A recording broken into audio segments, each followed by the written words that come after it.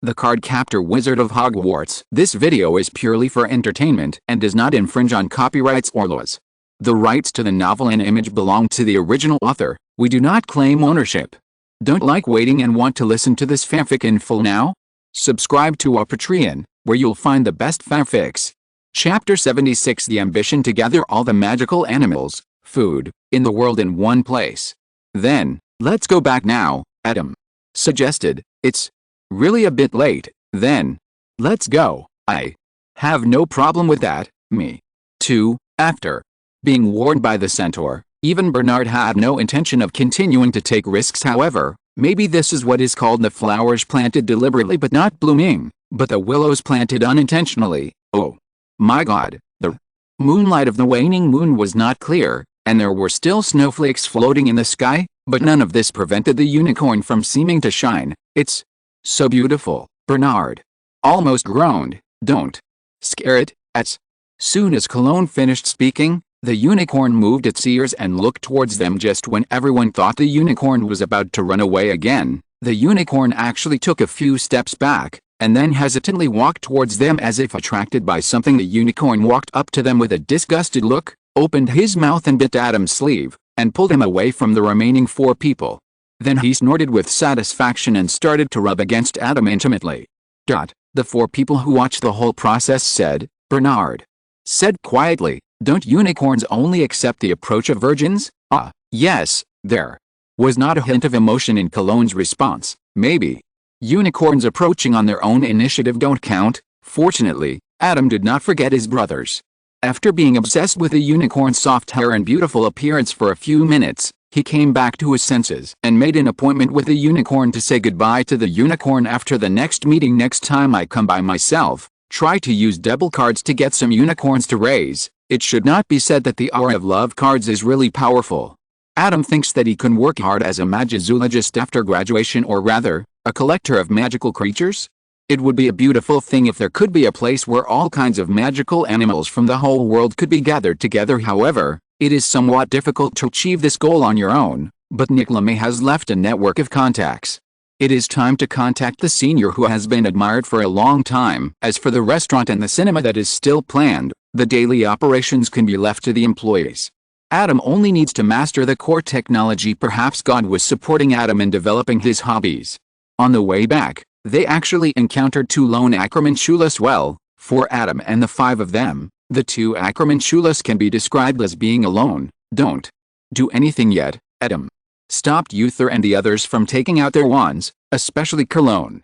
He was still thinking about the shame of Yixa being able to passively defend and not be able to help last time. This pair seems to be exactly 1 male and 1 female. Let me take them back and raise them. You want to raise them? Cologne's expression was a bit hard to describe. Adam, to be honest, I don't think it's okay if you keep a basilisk in your bedroom, but this big spider, I can shrink them. Adam waved the staff of darkness, and the 2 Acromantulas seemed to sense the basilisk aura on Adam's body and wanted to escape, but suddenly they felt that the whole world had become bigger, and it was covered with a filter. They shrunk. Later, Adam put it into a glass jar. As usual, leaving a breathing hole on the lid of the glass jar, Adam continued, "And I heard that spiders are quite delicious when roasted. If you want to raise it, it's not impossible."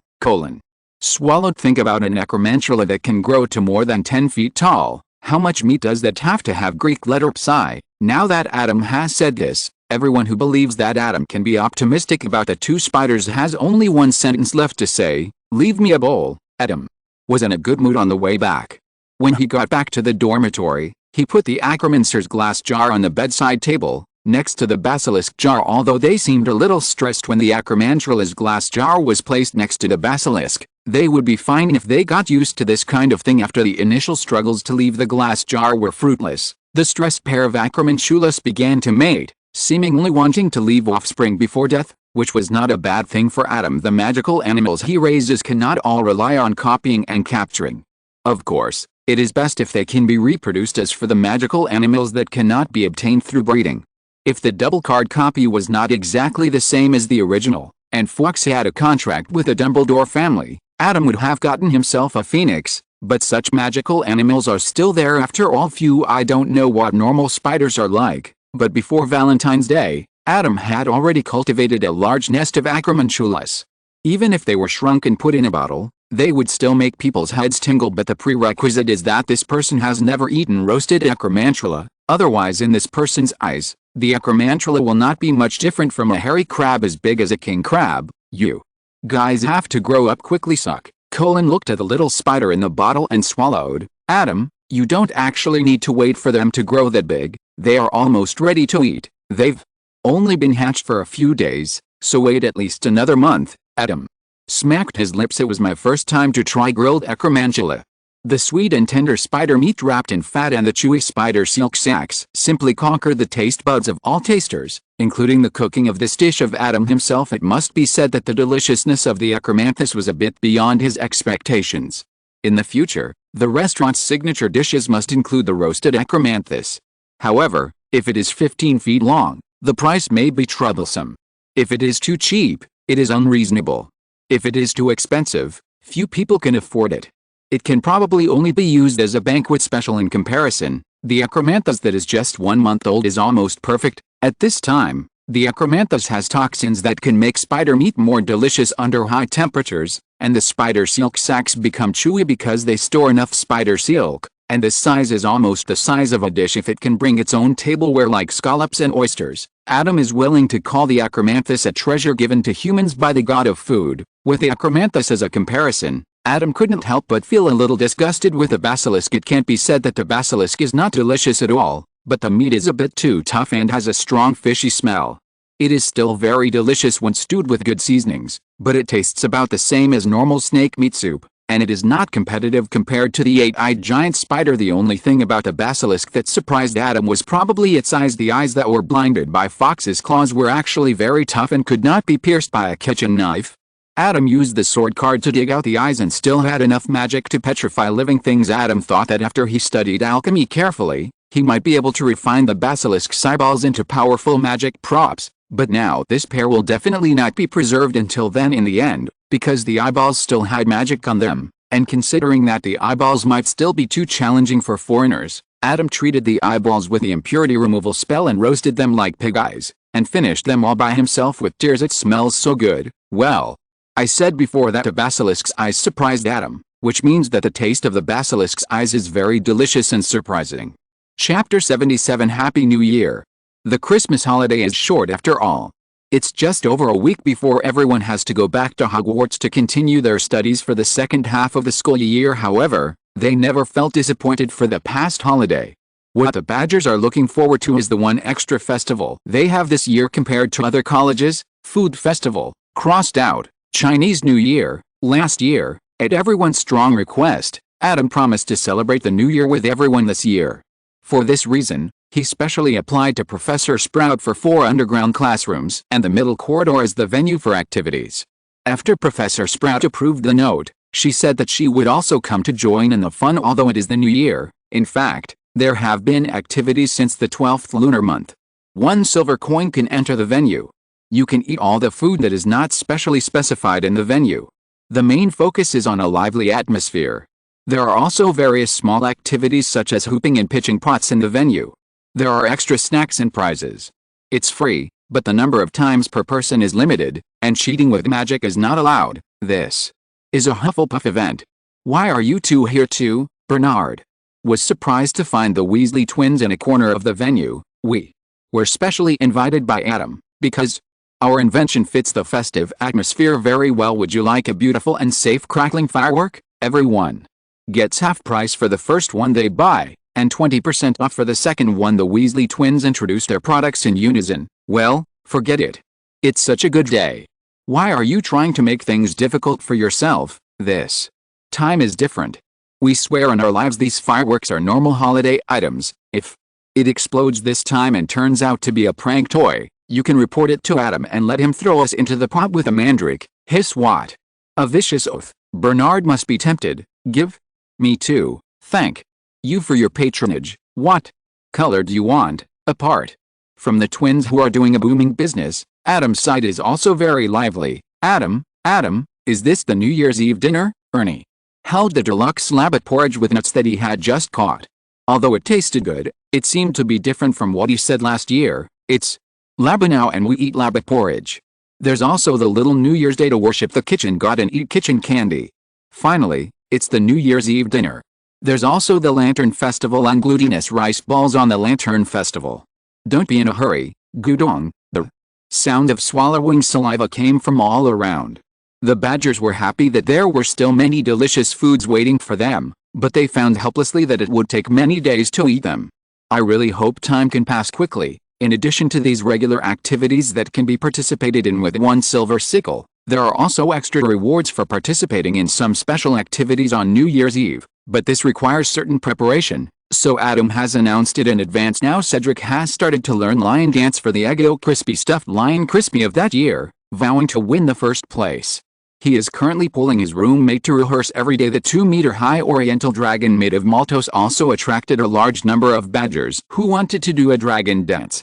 Unfortunately, Adam dismissed most of the dragon dance teams after seeing it, because the Western dragon was not included in the competition results. In order to encourage the enthusiasm of the badgers, Adam specially prepared a super variety of candies on the day of worshipping the kitchen god, including round sugar melons, slender and hollow guandong candies, short and thick mouse tails, peanuts wrapped in white sugar frosting, peanut crisps, sesame crisps. There are only 7 or 8 ingredients, but due to various methods and shapes, dozens of combinations have been made, which come together to form a sweet ocean. After worshipping the kitchen god, the badgers can run to the candy ocean and scoop up whatever they like. I don't know if the kitchen god will be surprised this year why there are a group of foreign children among the people worshipping him. In Chinese legends, the kitchen god will report to the gods in heaven every year what bad things the family has done in the past year, so everyone should make sticky and sweet candies to stick the kitchen god's mouth to prevent him from reporting. In addition to tasting the food, Adam also popularized Chinese mythology for everyone. Of course, it doesn't matter if you haven't heard it, these badgers will regret it. During the Lantern Festival in a lively atmosphere, New Year's Eve is finally coming. As a result, on the day before New Year's Eve, Professor Dumbledore came to Adam with a bitter face. Other colleges are also participating. Adam was speechless for a while. What is cultural output? In this era, he is probably the first person to export Chinese culture, directly affecting the next generation of the British wizarding world, but I'm not prepared. Otherwise, wait until next year. Well, I'm actually under a lot of pressure here. Otherwise, make some candies to appease them, Professor Dumbledore said, while glancing in the direction of the sweet fragrant sea. Professor, to be honest, you are the one who wants to eat some candy, right? Adam hesitated, but everyone contributed to the layout of the venue before, and this time it is mainly to give back to everyone's unremitting support, so it is so cheap, and now suddenly other colleges are also joining in. Professor Dumbledore did not speak, but silently raised his fingers to wipe the corners of his eyes, and a little bit of wiping finally squeezed out a few tears. Forget it, but if everyone insists on asking, Adams. I suddenly lit up. It's not impossible at all. I announced that the first Hogwarts Spring Festival Gala has officially begun. Professor Dumbledore, wearing a bright red robe, stood in front of the auditorium with his hands raised and said happily. A burst of warm applause suddenly erupted in the auditorium. Ahem. Professor Dumbledore took out a red program sheet from his pocket and cleared his throat. So, for the first show, the Slytherin team, led by Draco Malfoy, give us a catwalk performance. Professor Dumbledore blinked. Why was our show changed? Draco was semi-forced to put on a tang suit backstage, and his fair face paired with a silver outfit was really flattering. Your original program was cancelled, such as my school director father. This kind of program must not appear at the party. Adam held the menu in his hand and slapped Draco on the head. Okay, hurry up and take your teammates with you. Snort. Draco snorted coldly, turned around and called Crabbe and Goyle to leave. If it weren't for the fact that his clothes looked pretty, although Crabbe and Goyle were not as attractive in appearance as Draco, their festive outfits still looked slutty, and they made Draco even more outstanding. I feel like this outfit could be a big seller. Looking at Draco's back, Adam touched his chin and felt like he had found a new business opportunity. Chapter 78. Life goes on, and so does death. The competition will begin next. Students who have registered, please go backstage to prepare. The rest of the students can enjoy the food in front of them. Professor Dumbledore looked at the list of participants, which was almost entirely Hufflepuff students, and sighed in his heart. Hufflepuff started preparing a month in advance, and other colleges only received the notice yesterday. How can they compete? Facts have proved that this is indeed the case. The only few teams from other colleges are just making up the numbers. All the students who made it to the semifinals in the 3 games are Hufflepuff students. The other colleges that forced to join in halfway have no objection to this. Even those teams are the same, all of which are preparing for the next year. The first competition to start and end is the lion dance. A complete lion dance performance is a skill that takes 10 years of hard work to perform for 1 minute on stage, but Adam's side is obviously not so strict. Each team is given 3 minutes to perform freely, and the 4 deans, Professor Dumbledore and Adam, are responsible for scoring in the end. Cedric and his roommate won unanimous praise with the most exquisite lion dance shape and the most agile performance, and won the championship with full marks. By the way, Adam thought that the lion tail with a very coquettish butt twisting back and forth was Cedric's roommate. Who would have thought it was Cedric himself? This kid, with thick eyebrows and big eyes, actually, are you sure it's you too, Adam?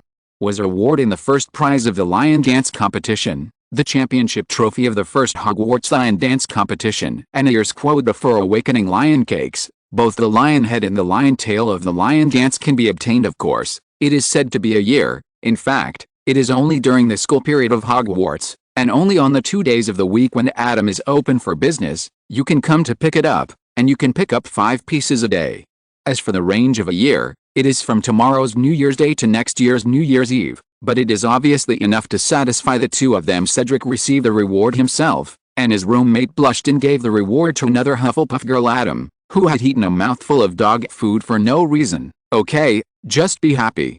If you want to get married after graduation, he also provides wedding candy and wedding cake customization in addition to the first prize. The second and third place also have runner-up and third place trophies, which are in the shape of lion dance like the champion trophy, but the appearance of the 3 is different in luxury. In addition, each participating team member has a lion dance cake, which is considered a participation prize after the lion dance competition. The dragon dance competition and the lantern competition followed closely compared to the lion dance. The dragon dance is basically a pure hands-on ability, which is similar to the lantern competition. After all, the lion dance can be played freely, but the dragon dance does not have much room for play in the end. Vivian's dormitory won the championship of the dragon dance competition.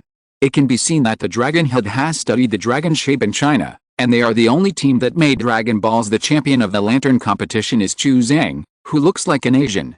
The golden phoenix silhouette on the big red lantern is flapping its wings and ready to fly, and it adds a bit of agility after lighting the candle. After the awards were handed out, the New Year's Eve at Hogwarts was almost over. Back in the Hufflepuff common room, everyone tacitly did not leave, but waited in the common room together.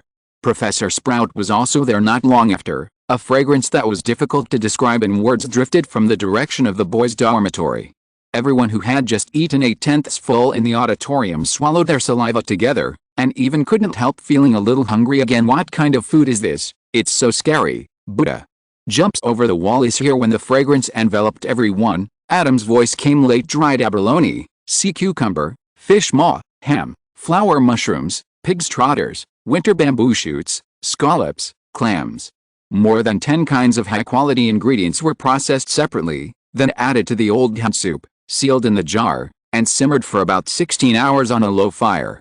Now that it was opened, even Adam felt his saliva secreted rapidly because everyone had already had dinner. Adam didn't prepare much, 1 clay pot per person, but he didn't skimp on the ingredients, and everyone's clay pot had a variety of ingredients. It was this clay pot of Buddha jumps over the wall that made the Hufflepuffs feel the charm of Chinese cuisine, and laid a solid foundation for the only soup on the top 10 best-selling list in Adam's restaurant in the future. Maybe Adam devoted too much energy to the Chinese New Year, and Lockhart, who hadn't been close to his new female fans for a while, felt that he could do it again, and found a time he thought was very suitable just as Adam was preparing for the Lantern Festival. Valentine's Day came to Hogwarts first. On Valentine's Day, Adam couldn't help but stop when he walked into the hall. I saw that the hall, which was wrapped in bright red a few days ago, was now full of pink flowers. And heart-shaped paper pieces fell from the ceiling one after another. The dishes on the captain's table were all these paper pieces, and it was obvious that these paper pieces could not be eaten. Adam soon realized who was responsible for all this, and looked towards the teacher's seat, where he found Lockhart watching all this with satisfaction. Adam even felt a little tired at this moment. From the perspective of psychological quality, Lockhart is really a talent. Every time Adam thought he could cause him serious psychological damage, he could quickly adjust his state and start to commit suicide again. Perhaps for Lockhart, not being able to attract everyone's attention is a more painful thing than death. Happy Valentine's Day, everyone. Seeing that there were almost quite a few people at the 4 long tables, Lockhart spoke excitedly, seemingly not noticing the cold faces of his colleagues around him. And yes, it was me who made these surprises for everyone. To thank the 71 fans who sent me Valentine's Day cards and those who were shy to express their love for me. Speaking, Lockhart showed a bright smile at this moment. An owl happened to fly into the auditorium and flew to Lockhart. Lockhart took down the envelope with a big heart on it. Oh, another love letter. Thank this fan, who is sending him Valentine's Day cards. Cologne couldn't help whispering thanks to the Chinese New Year that just passed and the upcoming Lantern Festival. He didn't even notice the arrival of Valentine's Day. Who knows, maybe it's him. Uther had a mocking smile on his face. Last time I went to ask Professor Flitwick about Lockhart, and Professor Flitwick shared with me some of Professor Lockhart's past interesting stories. For example, when this professor was studying at Hogwarts, he mailed hundreds of love letters to himself on a Valentine's Day. Write love letters to yourself? Why? Hearing what Cologne said, Uther looked at Lockhart in the teacher's seat. Maybe he wants everyone to think he is very popular, but now this professor obviously knows that it is not so realistic to send hundreds of love letters at the same time. Chapter 79. The end of Lockhart.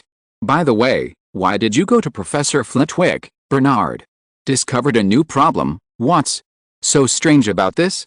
Isn't Adam also taking extra lessons from Professor Flitwick? Uther raised his eyebrows. I found out that Professor Flitwick once won the duel championship, so I asked him for knowledge in this area. Eugene looked at Uther. Are you interested in the duel competition? Home dueling competition? Bernard was thoughtful. However, they didn't want to discuss the topic of the duel competition. Following Lockhart's signal, a group of dwarfs dressed as Cupid angels walked into the hall. How to say? Although there is nothing wrong with this outfit, the appearance of the dwarf species is similar to the mandrake that breaks out of the ground after growing up, so the final result can only be said to be extremely uncomfortable for the eyes. Welcome, our friendly little Cupid with greeting cards. Lockhart applauded the dwarves, but he seemed to be the only one in the whole hall who was happy. However, Lockhart did not seem to care. They will be wandering around the school today to help you deliver Valentine's Day cards. Not only that, I believe my colleagues are also willing to participate enthusiastically. Lockhart winked at everyone mischievously. Why not ask Professor Snape to teach you how to brew aphrodisiacs? Adam couldn't help but look at Professor Snape. Professor, can you bear this? I saw that Professor Snape's expression was unprecedentedly ugly. The last time he drew Harry in the lottery, it was not as ugly as today.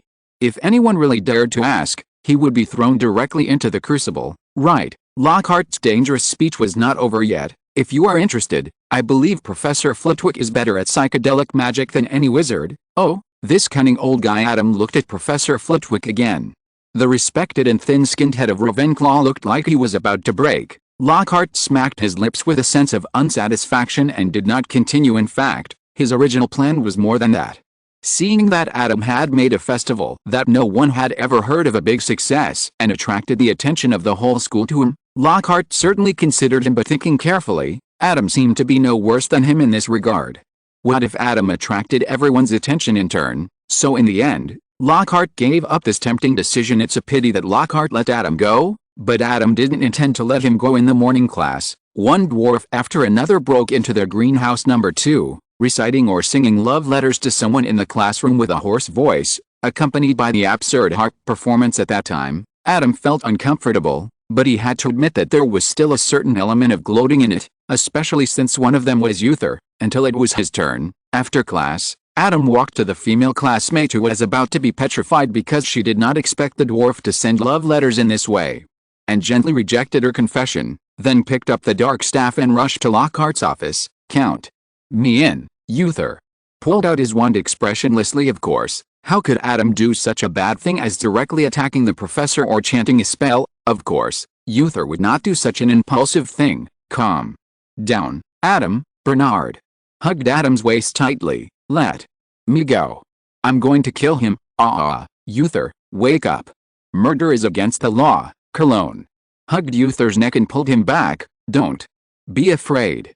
My father is also the Minister of Magic. Eugene walked silently behind the four people, opened his hands and pounced. The world was finally quiet after calming down. Adam had to admit that if he continued to keep Lockhart, this guy might do something, and this hidden danger should be eliminated as soon as possible. It's a pity that the professors knew that he had solved the basilisk in the Chamber of Secrets a long time ago. Otherwise, if Lockhart was accidentally eaten by the basilisk, it could only be said that he was unlucky.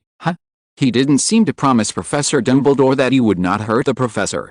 Oh, forget it. There's no need to do this for Lockhart. Let's start writing. On this night, Gilderoy Lockhart ushered in the most terrifying day of his life. Out of some kind of hands-on mentality, Adam did not use a shorthand quill, but personally wrote the ending of Lockhart's life, seeing the ghost nun coming to his house again. Lockhart was panicked, but not that panicked. He had discovered that no matter what illusions he saw, they were just illusions. Although he could still see them with his eyes closed, this did not change the fact that illusions could not hurt him. Hey, crazy woman, come here. Not only did Lockhart not hide, he also boldly stretched out his hand to provoke the ghost nun. The ghost nun smiled, opened her mouth and bit. Crack. Lockhart, who had a finger bitten off, was stunned for a few seconds, and then the whole person was instantly wrapped in fear. Why didn't the other party follow the script this time? The pain and fear made Lockhart rush out of the office at once. The ghost nun looked at his retreating back and smiled slightly, then followed him slowly out of the office door. Lockhart escaped from the office and ran as fast as he could. However, the corridor that was usually only a dozen feet long seemed to never end for some reason. As his physical strength was about to be exhausted, Lockhart couldn't help but look back. The ghost sister was actually standing not far from him, and next to him was the door of his office. Seeing Lockhart turn around, the ghost sister, the nun, stepped up to Lockhart and opened her mouth. I have to tell everyone some sad news. Before dinner one day after the Lantern Festival, Professor Dumbledore walked to the teacher's desk and said seriously, "Just yesterday, our defense against the dark arts professor, Mr. Gilderoy Lockhart, surrendered to the Ministry of Magic for his abominable behavior of casting the Oblivion Charm on several wizards and stealing their experiences to write novels." A burst of murmurs suddenly erupted in the auditorium. Just today, as Professor Dumbledore spoke again, the auditorium became quiet. He has been taken away by the Ministry of Magic. Azkaban will be his destination for the rest of his life. Professor Dumbledore's eyes looked a little sad, and he saw, "I hope everyone can take this as a warning and take Lockhart's story as a lesson. I hope you will never become such a person. In addition, your next defense against the dark arts class will be taught by the 4 deans as before, so you don't have to worry about exams. That's all I want to say." After dinner, Professor McGonagall found Adam. "Professor Dumbledore is waiting for you in the headmaster's office." Chapter 80, Truth and Coincidence. "Adam, is there anything you would like to say to me about Mr. Lockhart's story, Professor?" Dumbledore's eyes were very calm, as if he had no doubt about whether Adam had any evil thoughts. Adam found that the professor's emotion seemed a bit extreme. He always had an unimaginable tolerance for the students he identified, whether it was Newt, Hagrid, Harry or him. It's hard to say what impact did Voldemort have on Professor Dumbledore back then. "This is a sad story, Professor Dumbledore," Adam sighed. "This is the best way I can think of. Who would have thought that Professor Lockhart would suddenly use Oblivion on me? In my haste, I could only use the mirror card to counterattack." From Lockhart's perspective, he was being chased by the ghost nun and never left the office, but in fact he ran all the way to Adam, who was doing his homework. Facing the ghost nun who wanted to kill him, Lockhart instinctively, or was forced to instinctively, make the most familiar attack on Adam. In front of him, pulled out the wand and released Oblivion, but was struck by the mirror card. Reflected back, all this happened to be discovered by Ms. Gray, who was passing by. "Everything is so coincidental and perfect. In fact, I already know what happened." Ms. Gray happened to be nearby at the time and saw the whole process. Professor Dumbledore smiled and conjured a plate of candies in front of Adam. Adam saw it. "It looks so familiar. Aren't these all my works?" Adam randomly picked one and put it in his mouth. Sure enough, it was a candy made by him. "Actually, I know about Lockhart." Professor Dumbledore sighed and took one himself. "Among the targets of his stolen stories, there were 2 wizards I knew. I saw a familiar story, but the protagonist was no longer someone I was familiar with. Plus the character Lockhart showed in school, I was very disappointed. You will soon understand what happened, Professor. Dumbledore waited for a few seconds and looked at Adam. Aren't you curious why I invited him to be the defense against the dark arts professor? Well, I didn't know it at first, but after hearing the professor say that you already knew the details of Lockhart, I probably understood it. Oh, Professor. Dumbledore's gray eyebrows twitched. Professor. Dumbledore wants Lockhart to expose himself, right? If you were just writing a novel, he might be able to hide it, but in the face of so many students and professors, it turns out that Lockhart is indeed full of flaws very quickly. After Adam finished eating one candy, he saw that there were no more candies he liked on the plate, so he simply used the Rod of Darkness to add a lot to the plate. Then Professor Dumbledore reached for a fruit-filled gummy candy. Adam, okay, Professor, it turns out that your inventory is running low and you asked me to replenish it, right? Forget it, just think of it as advertising money. Professor Dumbledore's same dessert is a very popular label at Hogwarts. Under the innocent gaze of Professor Dumbledore, Adam reluctantly ate a peach-flavored candy and continued, in addition, Professor, you should also use Lockhart to warn us. After all, although it is difficult to teach a person what he should be, teaching a person what he should not be only requires a negative teaching material. Lockhart is a very suitable negative teaching material. Professor Dumbledore showed a satisfied smile. He didn't expect Adam to understand his meaning so quickly. He was indeed very smart. Finally, there should be a reason why it is difficult to find a professor for the Defense Against the Dark Arts course.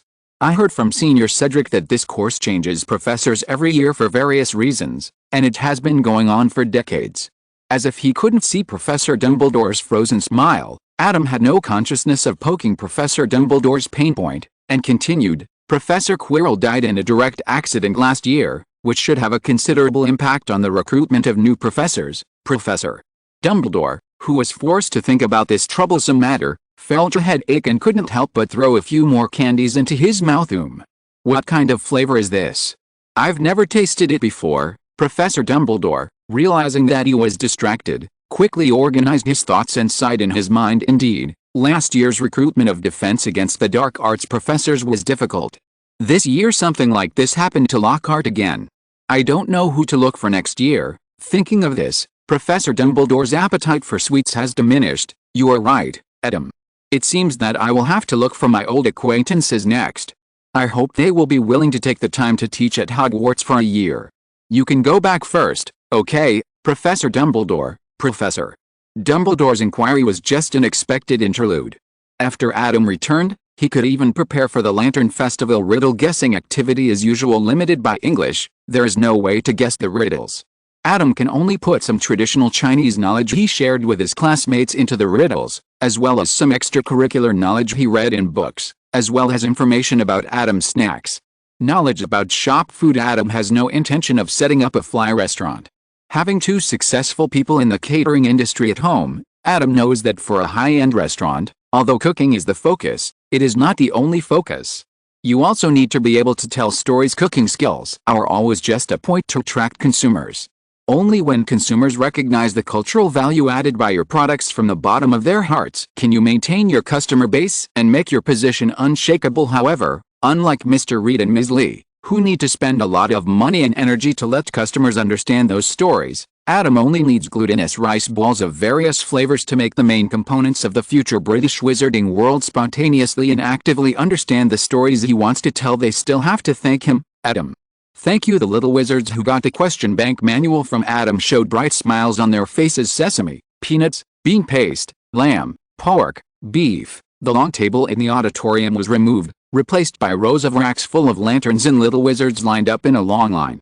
After saying the correct answer to the lantern will spit out a note, and then you can take the note to find the event NPC.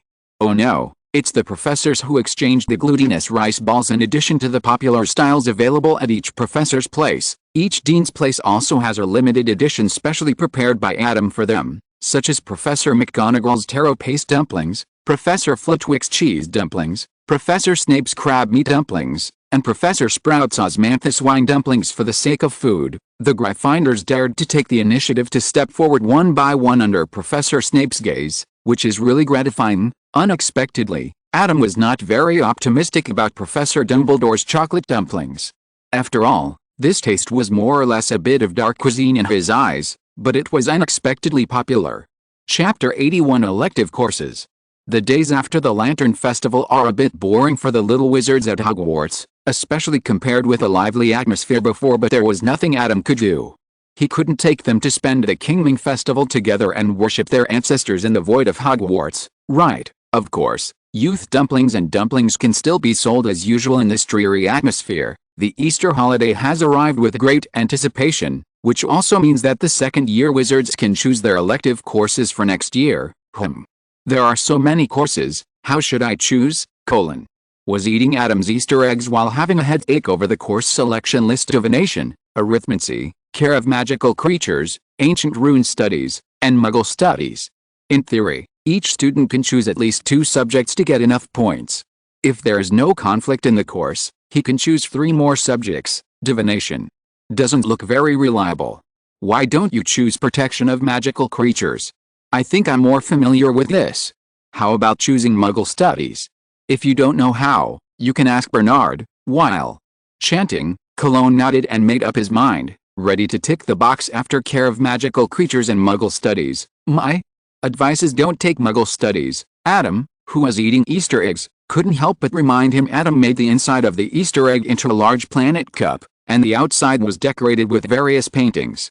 It was very popular inside Hogwarts, and some young wizards even bought it and sent it to their parents. According to wizards' books about muggles, I can guarantee that the knowledge wizards know about muggles has almost nothing to do with muggles in reality. As Adam spoke, he checked the 4 subjects except muggle studies, and the divination class, according to the seniors, is a very poor course. Professor Trelawney, who teaches the class, will give a good score to every student who predicts his own tragic death.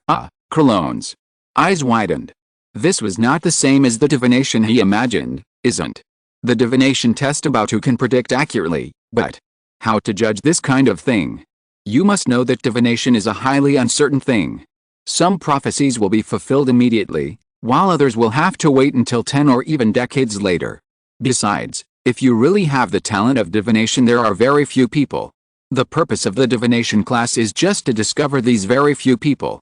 The rest can't fail, right? That's what I said. Uther didn't know when he walked behind Adam, looked at Adam's course selection list and blinked. Adam, why did you choose 4 courses? What if the classes conflict? The instructions don't say you can't choose 4 courses, right? I believe Hogwarts will find a solution by then. Adam smiled slightly and put away his course selection sheet. He has been coveting the time turner for a long time. It turns out that time-related magic is really too complicated. Adam would take out the magic of the time card and the ruthless card from time to time to study, but he never found the way. Hopefully the wizard's time turner will allow him to experience and study time magic from another perspective. If he can master the magic of time and have the magic stone as an energy source, then Adam can be called stable and foolproof. Especially the time rules of this world are somewhat scrutinier. Only things observed with one's own eyes are certain, otherwise it will not happen again. Going to the past can really change the future. There are too many people whose deaths Adam has not witnessed with his own eyes. Although they have not shown any signs of exposure over the years, who can say that they must be dead? Unaware of Adam's ambitions and psychological activities, the remaining roommates were still struggling to choose courses. Bernard thought for a long time and chose the same course as Cologne. In addition to making the divination class easier, I also have some interest in magical animals, and I can also have a companion. After ticking off, Bernard and Colin high-fived each other across the small round table. Uther changed the care of magical creatures class to the study of ancient runes. Considering that his strength was far beyond ordinary people, Eugene gave up the care of magical creatures class after a period of confusion and chose the same course as Uther. Isn't there anyone who chooses 3 elective courses? Adam looked at the 4 people's final course selection lists and sighed. How could anyone choose 4 elective courses? Facing the looks of his roommates, Adam shrugged. Needless to say, the divination class is a difficult one. Arithmetic divination is just mathematics. Is it even harder than college mathematics? If it's not the study of the magic of numbers, it's just probability theory at most. He is a man who can go through real variable functions over and over again. For the care of magical creatures class, he had the AI brand Halo body protection, And he had already taught himself a lot of ancient runes through Nico Flamel's notes in his spare time. 4 elective courses, sprinkle with water. In fact, it is best to choose subjects related to your future plans, so that your future diploma will look better. Adam reminded, but then thought about the future employment direction of this group of people. Needless to say, Uther is the future minister of magic of Egypt, and the next pharaoh, who is not in name but in reality Cologne, must have inherited the family business. I heard that rare birds and animals have been passed down for several generations in Hogsmeade. The connections accumulated over several generations and the stable supply and demand relationship allow Cologne to have and maintain the family business without any changes at all. Same income as parents among the 4, only Eugene and Bernard's future may be a little uncertain. Talking about this, Adam and the other 2 looked at Eugene and Bernard curiously. I'm not sure about my future. Maybe I'll write a book at home? Or do some business? There's enough money in my family's vault for me to spend for several lifetimes, so I can think about it slowly, Eugene said uncertainly. Well, I want to stay in the wizarding world, but my current understanding of the wizarding world is not enough to plan my future career direction. Bernard was not sure either, so unlike Eugene, who was not panicking at all, he once again reviewed his course selection list. But in that case, Adam, why did you choose these 4 courses? What does it have to do with your shop? Cologne asked doubtfully, and suddenly became a little nervous. You won't change your mind and not open a shop, right? As soon as this was said, the 4 of them looked at Adam nervously. How is that possible? I will definitely open a restaurant in Hogsmeade, and I will come to you to buy goods when the time comes. Adam comforted Cologne. By the way, you have chosen 4 elective courses. Not to mention whether you can attend the courses in time. Will you still have the time and energy to open a store? At this time, Eugene's words stunned Adam. Yes, although the 4 courses did not put any learning pressure on Adam, there was time pressure. He still had to do his homework. He couldn't just write on parchment with a shorthand quill pen while opening a store, right? That would be too miserable. Although he had already had an idea when he was busy before, he didn't expect to put it into practice so soon. Bernard, Eugene, since you haven't figured out what you want to do in the future, Adam looked at the 2. Why don't you consider coming to my place as the acting store manager? If you're listening to this novel on a channel other than Fanfic World, it means they downloaded and uploaded it without effort. We cordially invite you to visit our channel, Mundo Fanfic Novelis. There you'll find the original version of this story, and you can explore many other novels of various genres. We're waiting for you to immerse yourself in a world of incredible novels. Chapter 82 Small Business, Senior Newt. Acting Store Manager. Yes, Acting Store Manager. Adam nodded. You will run the store for me, I will provide the goods, and you can decide the business hours yourself, as long as the hours are relatively fixed, twice a week, at least 4 hours each time, or until all the goods are sold out. To put it bluntly, you want us to help you run the store, right? No problem. Bernard finished speaking, and Eugene nodded. Don't worry, I haven't finished yet.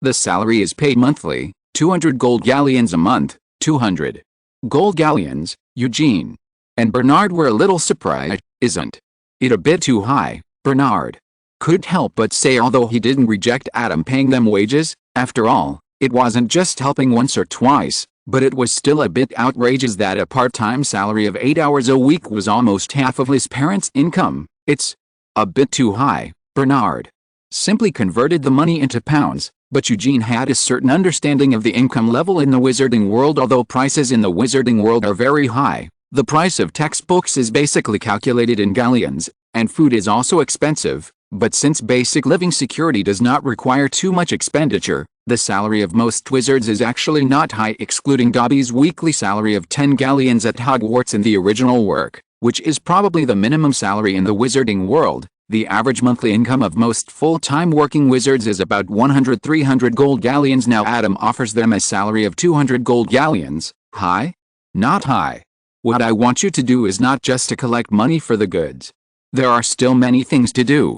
I have considered it carefully. Adam gestured to them to rest assured that he did not offer such a high salary just because of their relationship. Bernard and Eugene thought about it and accepted Adam's invitation. There was really no reason to refuse this salary, and they really didn't have anything important to do in their free time. They just played games, watched Quidditch, and occasionally flipped through books. When the Black Lake was not frozen, Eugene would go fishing in the Black Lake, and that was it. Wow, 200 gold galleons a month. I'm a little tempted. Cologne couldn't help but sigh, and Adam looked at him. If you are interested, you can come. Cologne and Uther would not continue to be his acting store manager after graduation, but Adam had no objection if they were willing to experience life. 200 gold galleons a month, just a small amount of money. Can I? Uther raised his eyebrows and asked who knows. Adam waved his hand. Everyone is welcome. How much can you make a month? In terms of desserts, as long as Adam is willing, it is a completely cost-free business, and the taste is endless. After so long, the business scope has even spread to the relatives of the little wizards who are not in Hogwarts. The little wizards buy those desserts that are easy to store and transport and then send them by mail. With this foundation, Adam occasionally organized some small activities to stimulate consumption, plus the banquet orders from Hogwarts. Adam smiled slightly. It's a small business, just a little bit of money, just a little bit. The next day, Adam planned to take the 4 interns to experience what the store manager has to do, but he didn't expect an owl to fly in through the open dormitory door. There was no way. Adam made his own breakfast in the dormitory today, and the owl could only wait outside the dormitory door. Adam glanced at the envelope, and his eyes couldn't help but light up. It's a letter from Senior Newt. The existence of the portrait is somewhat special. Even if there is a contact, Adam can't use the portrait as a mouthpiece to talk to Newt himself. Therefore, Adam got Newt's address through the portrait and sent a letter to the other party. Unexpectedly, there was a reply. So soon? Is there something wrong? We are not in a hurry. Anyway, you will be busy next school year. We have plenty of time before that, although the salary is not low. In fact, no one really cares about the matter of the acting store manager. It is mainly to help Adam share the pressure of time. Well, let's do it another day. Senior Newt wrote me a reply. Senior Newt. Senior Newt. Cologne's eyes lit up. Is it Senior Newt Scamander, the author of Fantastic Beasts and Where to Find Them? My whole family is his fan. Eugene also looked at Adam with shining eyes. Yeah, that's right, so I have to check it out quickly. The event was cancelled. Uther and Bernard went out to play, and Cologne and Eugene stayed to find out what Adam and Senior Newt talked about. They didn't read Adam's letter. When Adam sat down to open the envelope and read the letter, they sat opposite Adam and waited eagerly. Senior Newt is really a very pure person. After reading the whole letter, Adam couldn't help but sigh.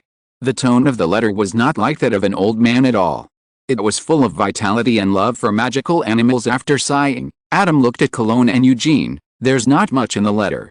Senior Newt said he had a lot to say and was curious about the basilisk, so he'll come over after he settles the magical creatures at home. Calculating the time, he should be on his way to Hogwarts now. Actually, Adam's speculation still has some errors. There is no way. Although Newt's owl has been replaced a long time ago, it is also a bit old. In fact, Newt himself arrived at Hogwarts earlier than his owl, but he went to Professor Dumbledore first. As a result, this trip is a road of no return. Professor Dumbledore, I really can't teach the children the defense against the dark arts class. I'm not good at this at all, Newt said helplessly. I didn't even graduate from Hogwarts. If it's the care of magical creatures class, then it's more logical. Then the care of magical creatures class. It's settled. Professor Dumbledore is waiting here. His original intention was not to let Newt be the professor of the defense against the dark arts class. He is over 90 years old. What if something really happens? He was still having a headache about the selection of the professor of the defense against the dark arts class. As a result, Professor Kettleburn submitted his resignation to him again, and he was suddenly overwhelmed. I didn't expect Newt to come to the door at this time. It's just timely rain. Newt opened his mouth. No, what did he want to say just now? But I'm 95 years old this year, and I'm no longer energetic enough to teach children. It doesn't matter. I can find a few people to be your assistants. There is no more suitable professor of care of magical creatures in the world except you. Seeing that Newt still wanted to refuse, Professor Dumbledore sighed. You should have heard of the legend that the defense against the dark arts class is cursed. Last year's defense against the dark arts professor died, and this year's defense against the dark arts professor surrendered himself. Now the original professor of care of magical creatures has suddenly resigned. I have to find 2 professors in less than 6 months.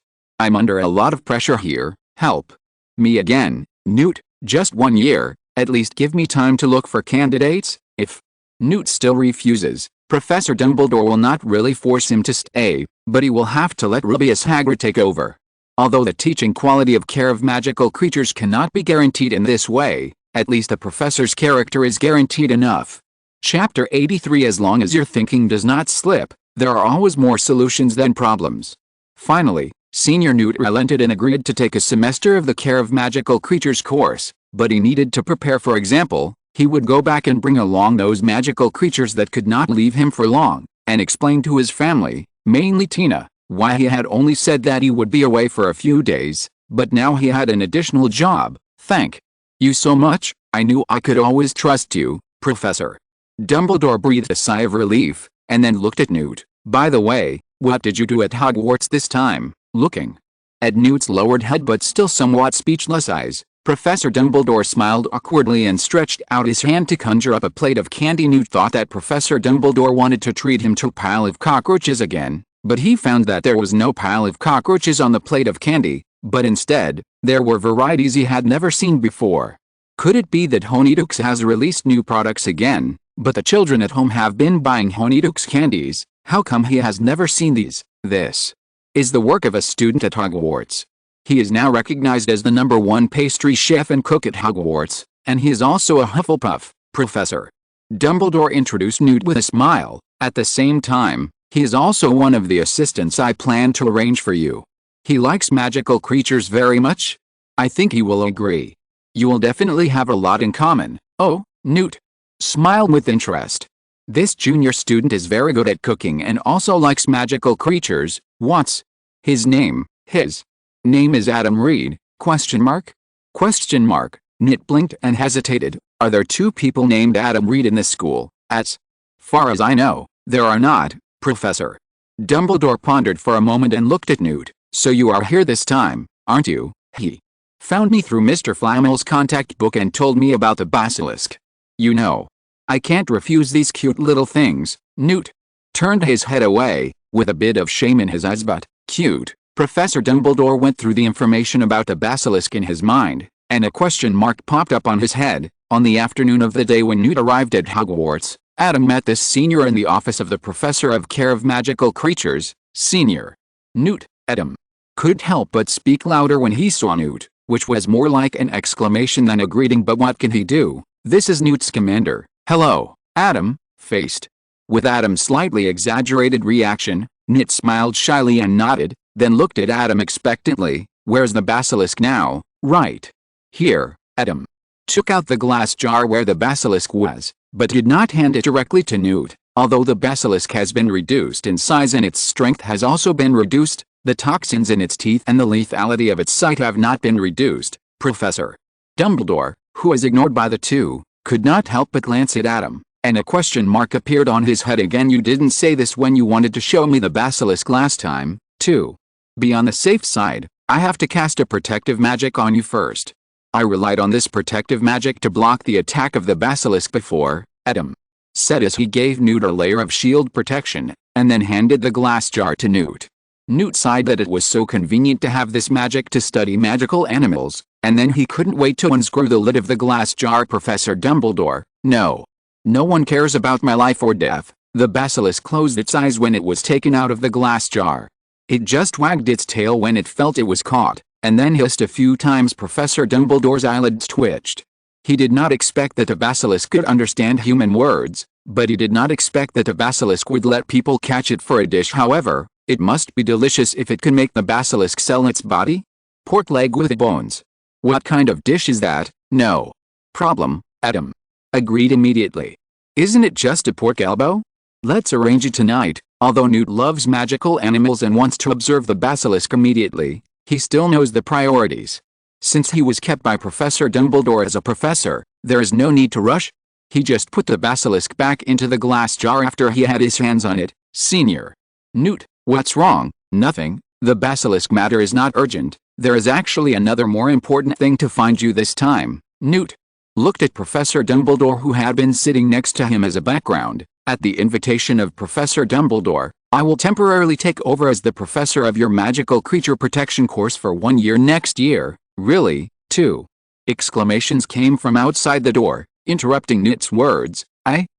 Let's go now. The voice gradually faded away. Ahem, that's my roommate. They admire you too. Adam smiled awkwardly but politely. Senior, you probably don't know how popular you are among the Hufflepuffs. You and your works are very popular with everyone. Ahem, I'm glad you like my books, and me. Newt looked even more embarrassed, and nodded at the end. Ahem, Professor. Dumbledore couldn't stand it anymore. After he left, it was fine for you Hufflepuffs to hold a fan meeting, but could you get down to business first? Oh, right. Let's get back to what happened just now. After being reminded by Professor Dumbledore, Newt quickly returned to the topic. As you can see, I'm already an old man, and I really don't have enough energy to support 7 grades of students. Adam immediately cast a disapproving look at Professor Dumbledore. It's 5 grades, and only elective students, Professor. Dumbledore emphasized. Senior. Newt is already over 90 years old. Adam emphasized. Is there anything better about 5 grades of students? Even if all the theoretical classes are taken, it is still a big burden, not to mention that the magical creature care class can't be all theoretical. So, Professor Dumbledore said he could assign me a few teaching assistants, and one of them is you. Newt looked at Adam and smiled. I heard that you also like magical creatures. Do you want to help me? Of course. I have already chosen the Care of Magical Creatures course. Adam couldn't believe that in addition to Senior Newt teaching them next year, there was such a surprise, and he quickly took out a course selection list from his bag. Professor Dumbledore couldn't help frowning when he saw the course selection list. But, you have already chosen 4 courses. In this way, Adam would have to use a time converter to catch up with the classes, so where would he have the energy? I can remove 2 courses. Adam changed the ticks behind arithmancy and ancient runes to crosses without hesitation. Time converters and the like can be picked up by Voldemort and the Death Eaters when they go to blow up the Ministry of Magic. It's just a few years later, but if you miss the opportunity to be a teaching assistant for Senior Newt, you will miss it. What? Voldemort may not blow up the Ministry of Magic by then. For this kind of thing, as long as you don't slip in your thinking, there are always more solutions than problems. If there is Voldemort, Adam can go. If there is no Voldemort, can't Adam create a Voldemort and go? Chapter 84. A Sudden Impulse.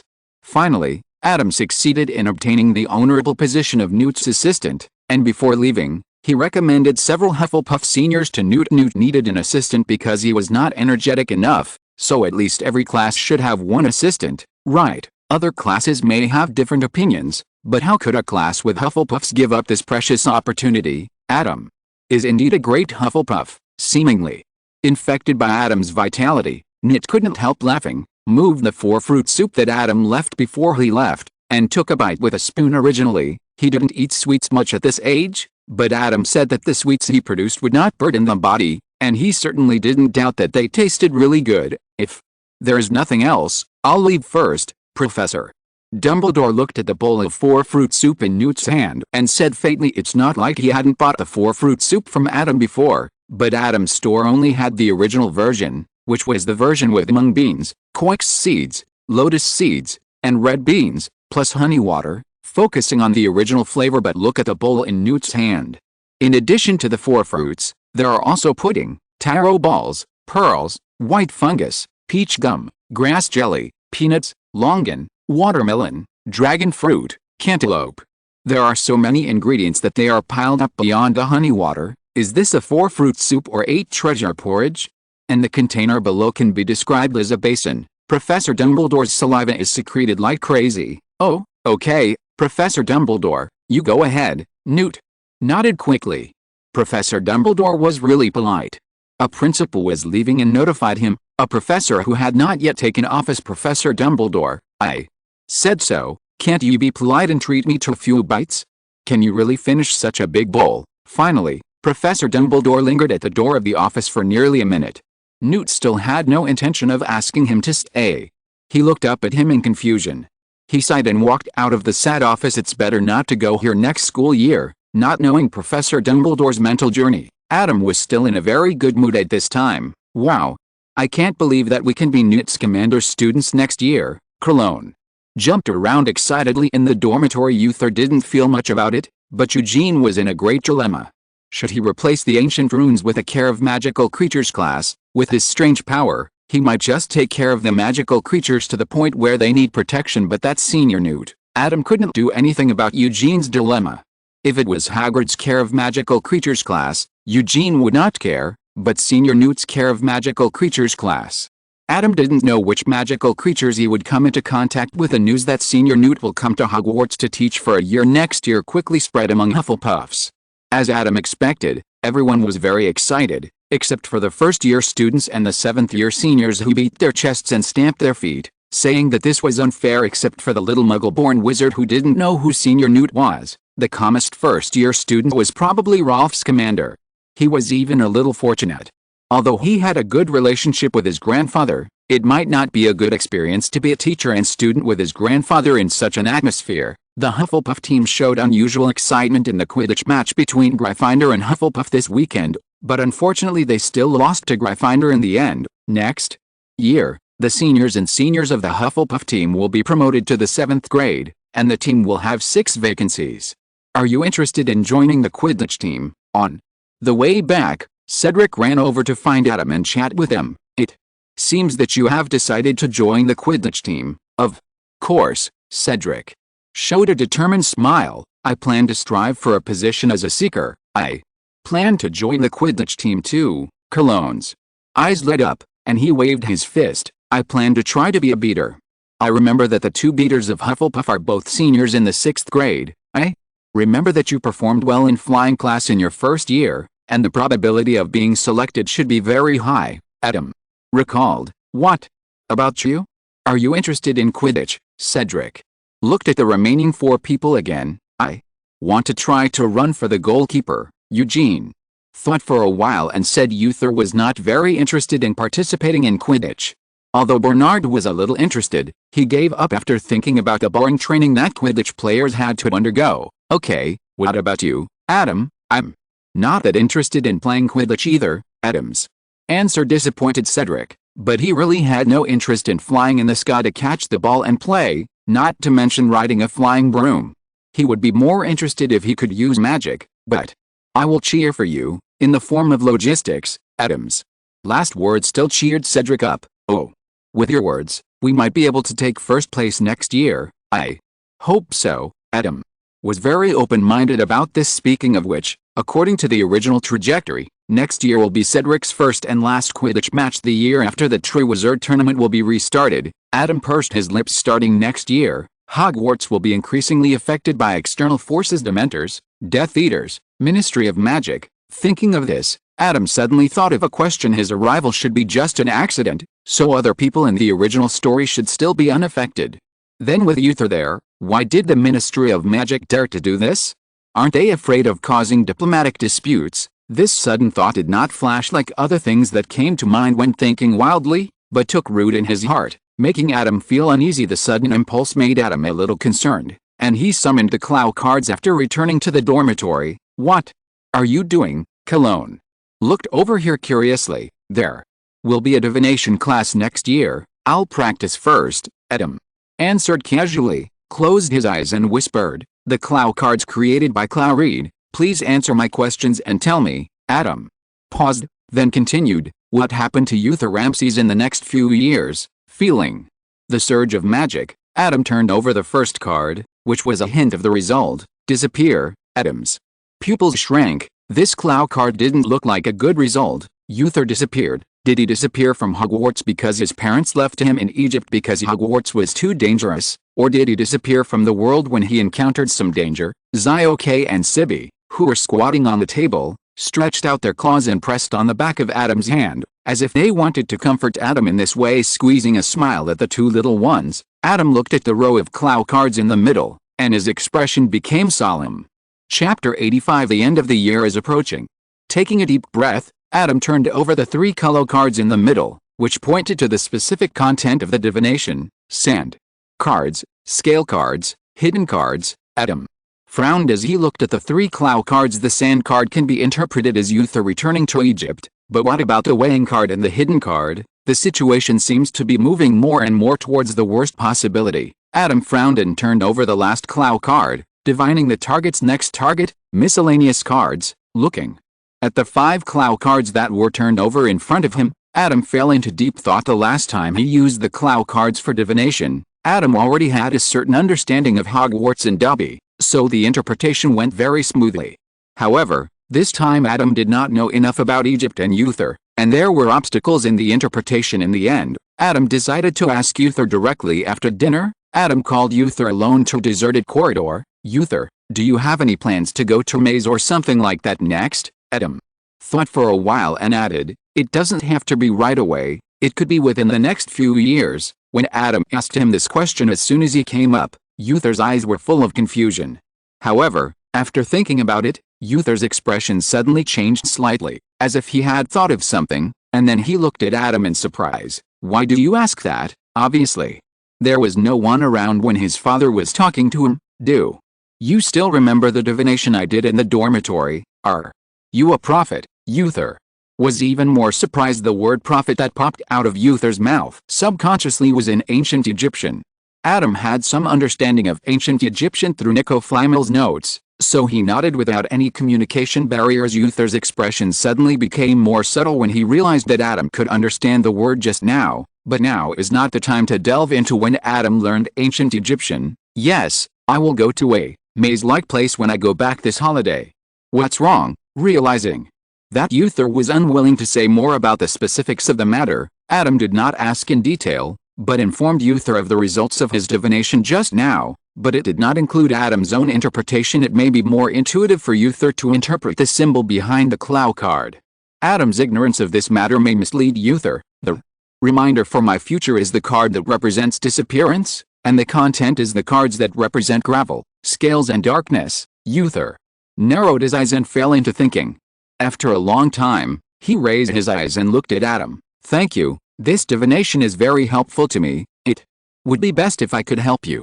I just did it on a whim." Adam shook his head and reached out to pat Uther on the shoulder. "Be safe." Speaking of this, Adam thought for a while. To be on the safe side, you'd better prepare an escape route, such as a door key, port key. "Okay, I'll remember it." Uther nodded. After that day, Adam never mentioned the incident again. As time went by, the end-of-year exam quietly approached. "Oh my God, this year's Defense Against the Dark Arts class is probably the most tiring I have ever reviewed." Cedric lay on the table and wailed. He had never spent so much time in Defense Against the Dark Arts in all his years at Hogwarts. There was no way he could do it. This year, he was catching up with OWL and his review pressure was much greater than that of the others at the table. 4 professors took over the classes together and published papers together, which meant 4 different versions of the exam key points. The overlap with each other was less than 15%. Kind. Looking on the bright side, this is also the highest quality Defense Against the Dark Arts class of the year. Try the Tai Chi smoothie. Taking into account everyone's recent situation and the fact that he has no inspiration to develop new dishes for the time being, Adam served everyone a simple refreshing ice cream this time, treating it as an afternoon tea party. Dig a spoonful into the middle of the black and white smoothie and put it into your mouth. The mixture of brown sugar smoothie and milk mint smoothie tastes sweet and refreshing, which immediately dispels the boredom caused by the hot weather and boring review. After eating several mouthfuls in a row, Cedric let out a long breath and slumped down on the sofa in an imageless manner. "Ah, it's so cool, I'm alive. This is condensed milk." After tasting the white fish eyes on the brown sugar smoothie, Colin dug out another spoonful of black fish eyes. No need to guess, these were brown sugar pearls. "Merlin, bless you, next year's Defense Against the Dark Arts professor will have to wait until at least the end of the semester, just like poor Professor Quirrell." Fred and George made an obscene sign of a cross on their chests. Cedric's current situation made the twins frightened. If next year's Defense Against the Dark Arts professor also fails, then they will probably be the 2 paralyzed there. At first, everyone was happy to get rid of Lockhart, but it wasn't until the end-of-year exam that everyone discovered that Lockhart actually had advantages. At least the questions given by idiots were not too difficult. Even Adam couldn't help but lament whether he was a little impulsive. Maybe it would be a better choice to keep Basilisk and Lockhart and use the creation card to restrict them, because he vaguely remembered that there were no such things this year.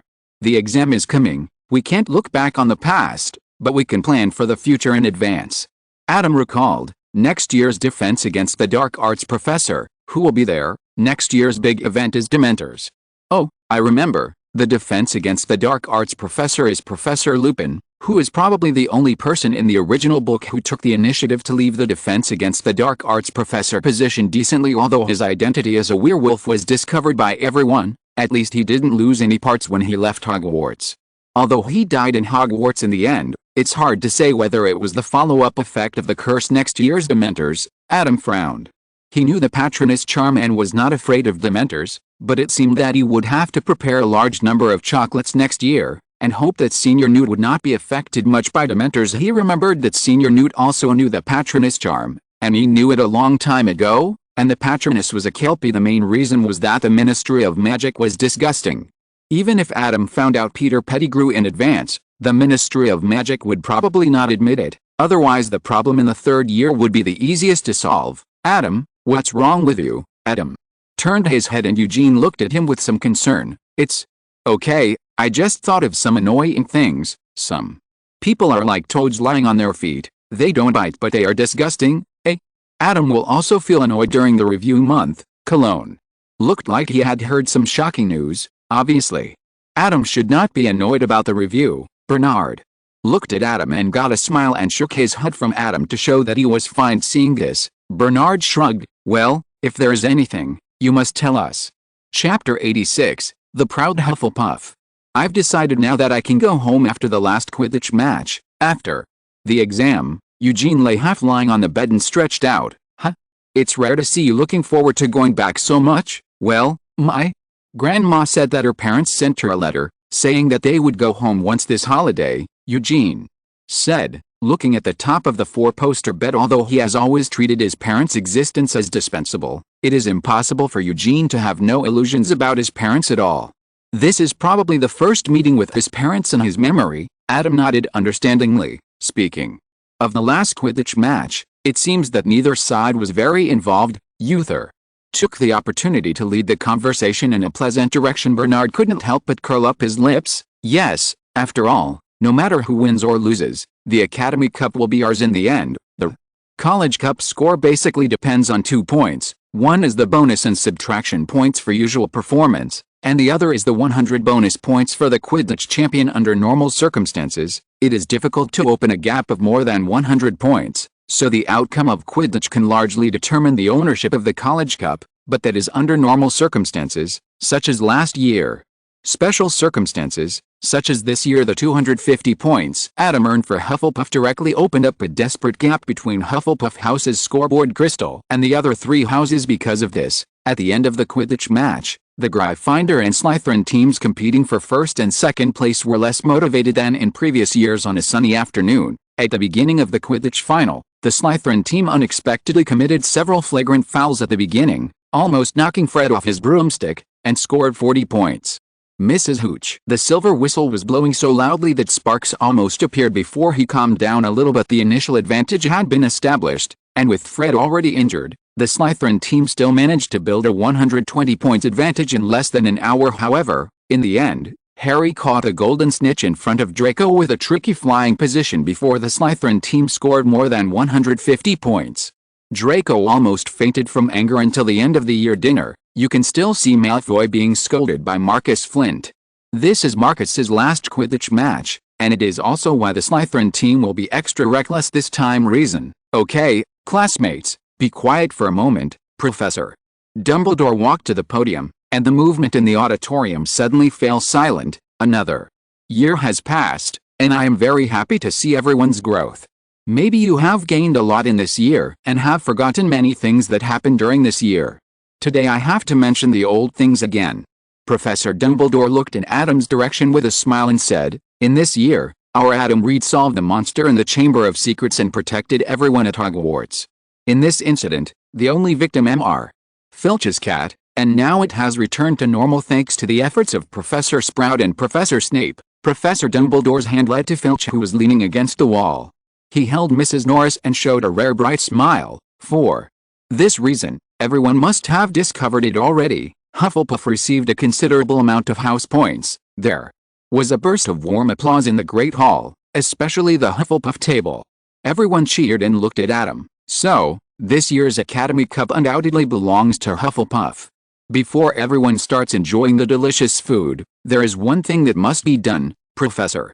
Dumbledore raised his hand toward the sky above the auditorium, and the gold-red banners and flags were replaced with copper-yellow. Suddenly, the Hufflepuff table cheered louder than before. Cedric even took advantage of his height advantage and crossed the long table to put his arm around Adam's shoulders and shake him. If it weren't for the restrictions of the venue, Adam seriously doubted that these excited badgers would be able to throw themselves up, then enjoy tonight's meal. After Professor Dumbledore's last speech, the year-end dinner officially began, and the Hufflepuffs finally started their carnival. How many years has it been since they won the Academy Cup? I don't know. The previous seniors and sisters never mentioned this matter at all. In short, Hufflepuff was finally proud this time. Some little badgers whose families were Hufflepuffs even wrote excitedly to their parents that night to report the good news. The warm atmosphere lasted until the day when the transcripts were issued and then cooled down slightly. Wow. My defense against the dark arts class actually got an O. I didn't expect that the professor's scoring standards were so relaxed in the end. I thought I could only get an A at most, so I'd be thankful. After the results came out, Colin looked at his transcript with joy. After all, this exam exposed the insufficient teaching quality of defense against the dark arts courses in previous years, and the professors were also in a difficult position. It is impossible for the test paper to only cover the things taught this year. The problem lies with the professors in previous years. Due to the special nature of this job, the previous professors resigned and passed away. There is no one who should be responsible for this. Faced with the red test papers, what else can the professors do besides lowering the requirements for judging papers? Under such circumstances, it is not surprising that Cologne, who reviewed according to the most stringent requirements, could get an O.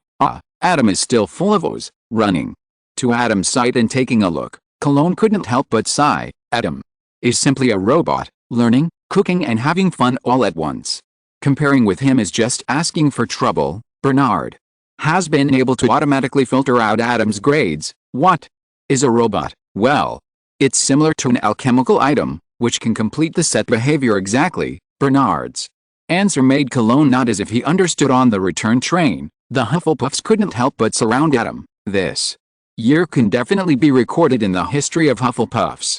Adam, you will definitely become a legend among the Hufflepuffs, Senior. Vivian laughed very boldly. I think Adam has already been one. His cooking skills are enough to be recorded in the history of magic. Bruce sighed after speaking, and then took a small bite of the egg tart. He couldn't buy Adam's delicacies for the whole holiday.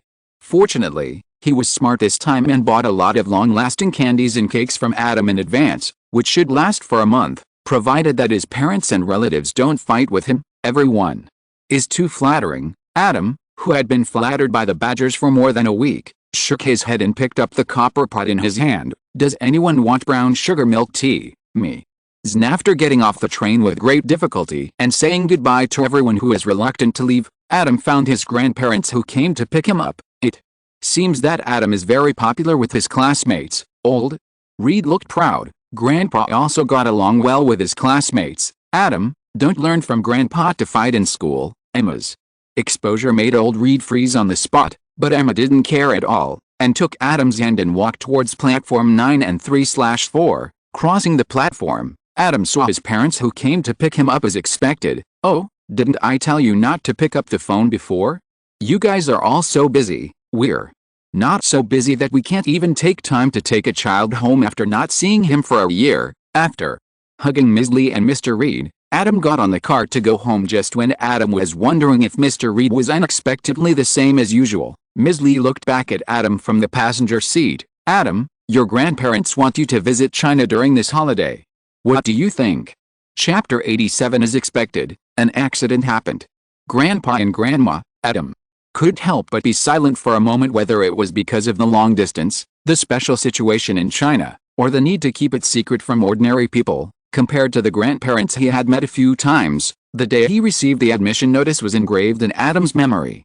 The only time my grandparents met when he first came here, due to the physical development of infants and young children, Adam had almost no memory of before he was 2 or 3 years old, so he had no memory of the pregnancy. So, if I want to talk about my impression of my grandparents, not familiar may be a somewhat hurtful but very appropriate adjective. Okay, It just so happens that I have always wanted to visit China and try the most authentic Chinese food. Ms.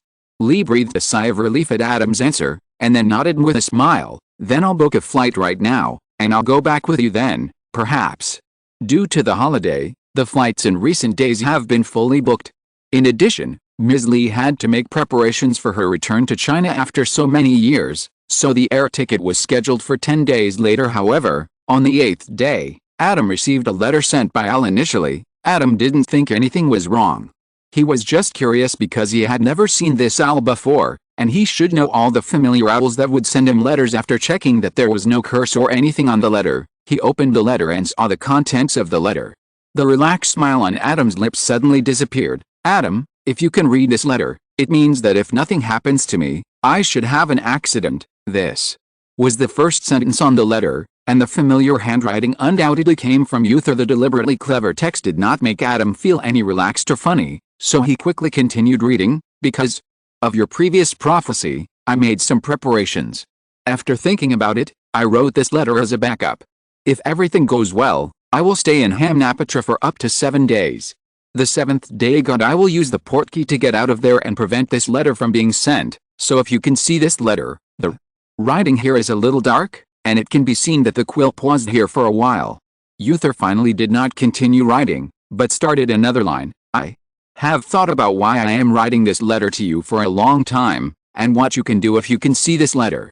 Since we have been roommates for 2 years and have a good relationship with each other, please inform me. My mother may not know that something happened to us, so that she can at least prepare for it in advance. And my other brothers, remember to say goodbye to them when school starts. It's a pity that I probably can't pay you anything. You don't seem to be short of money, but my personal collection is in the box under the bed in my room. If you like it, you can take it as a souvenir. They are all rare thing. Finally, you are a really great roommate and your cooking is super delicious. I love you, Adam. Putting down the letter, Adam blinked with sour eyes and took a deep breath. What's wrong, Adam? Zio looked at Adam with an ugly face and tilted his head. Zio. "K, don't talk yet. Let me think about it. Think about it. The most important thing now is to determine whether Uther is dead or not. If he hadn't died, Adam should have been able to rescue Uther by rushing to Egypt now. But if he had died, Adam's trip would directly close the causal loop, and even the use of time magic later would not be able to change the established outcome. But without going to Egypt to see, how can we confirm whether Uther is dead? Wait, there's a way. The Clow card created by Clow. Please answer my questions and tell me about Uther Ramses. With Adam's half-assed divination interpretation ability, even if Uther's divination result is dead, it can only be regarded as his guess at best. Thank you that there are no dead cards in Clow's cards. Elimination cards, sand cards, scale cards, hidden cards, mystery cards. Seeing the same divination result as last time, Adam breathed a sigh of relief. If there is no change, does that mean Uther is still alive? Adam packed up the Clow cards on the table, summoned the Rod of Darkness, and was about to use the magic of moving the cards directly to go to Egypt. Fortunately, he learned this magic right after Xianpei, otherwise he might not be able to sustain the consumption across such a long distance. Zio. K, CB, I have to leave for a while. You guys, wait. Adam. Do you remember that you are going to China in 2 days? Adam's words were interrupted by CB. Not to mention, he really forgot just now, so Adam quickly went to find Ms. Lee. Mom, something happened to my classmate in Egypt. I have to go find him. I can't go to China with you. What? Ms. Lee's smile froze on her face. But your grandparents? I'm sorry, Mom. It's a very urgent matter, a matter of life and death. It doesn't matter if we wait for the trip to China. We haven't seen each other for so many years anyway, and we don't care if it's another year late, right? Adam held Ms. Lee's hand. He undoubtedly loves China, but for his relatives in China, he is also somewhat grateful to his grandparents. At least they brought him the sealed book.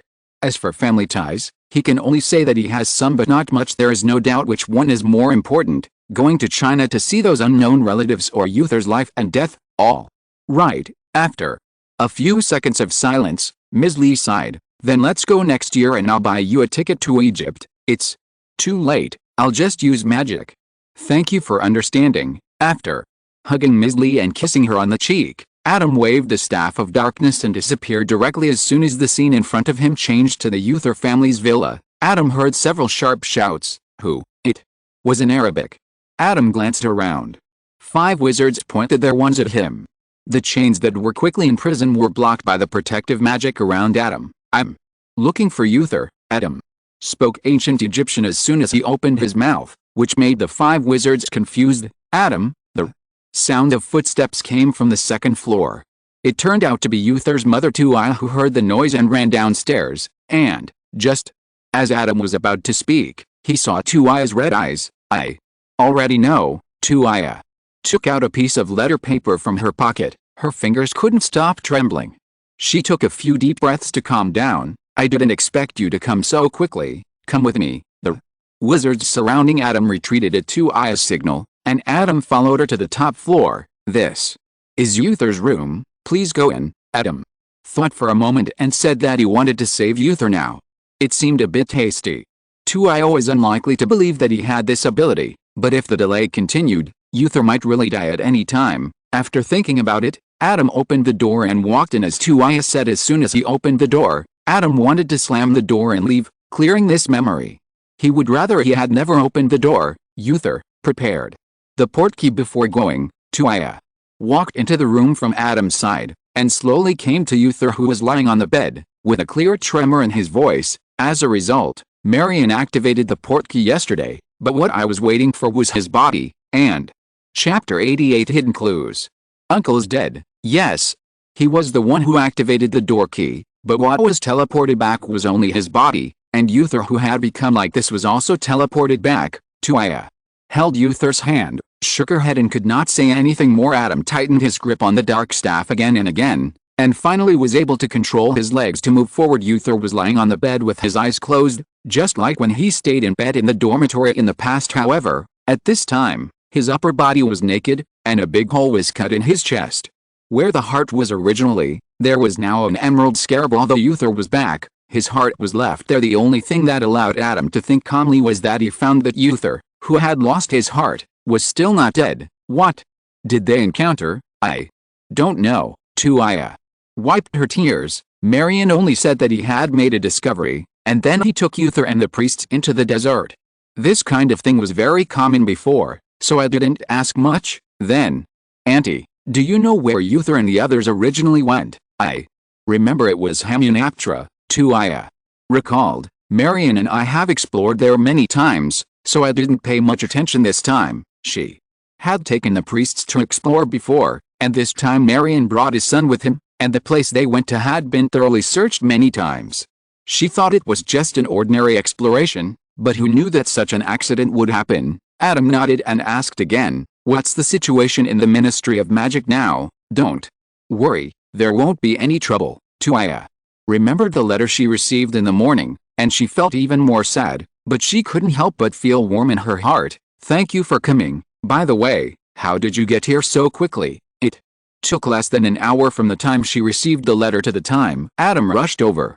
Even if he took the road to the Ministry of Magic, he shouldn't have been so fast. That's exactly what I want to talk to you about next. Adam told Tuia that he had used magic to drive him to Egypt, and proposed to Tuia that he wanted to save Uther, and then, as expected, he was rejected. I don't agree.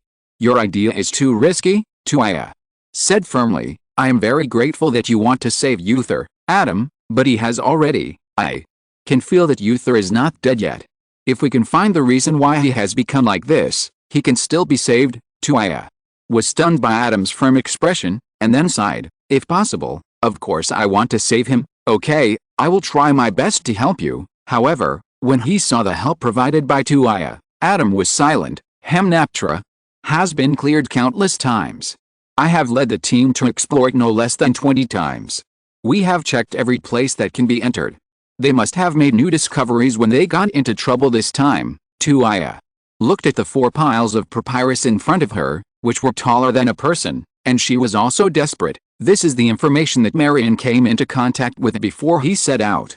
I want to find the new discovery from it, find out how Uther and his men encountered those dangers, and why they became like that. The amulet can only protect Uther for 1 day.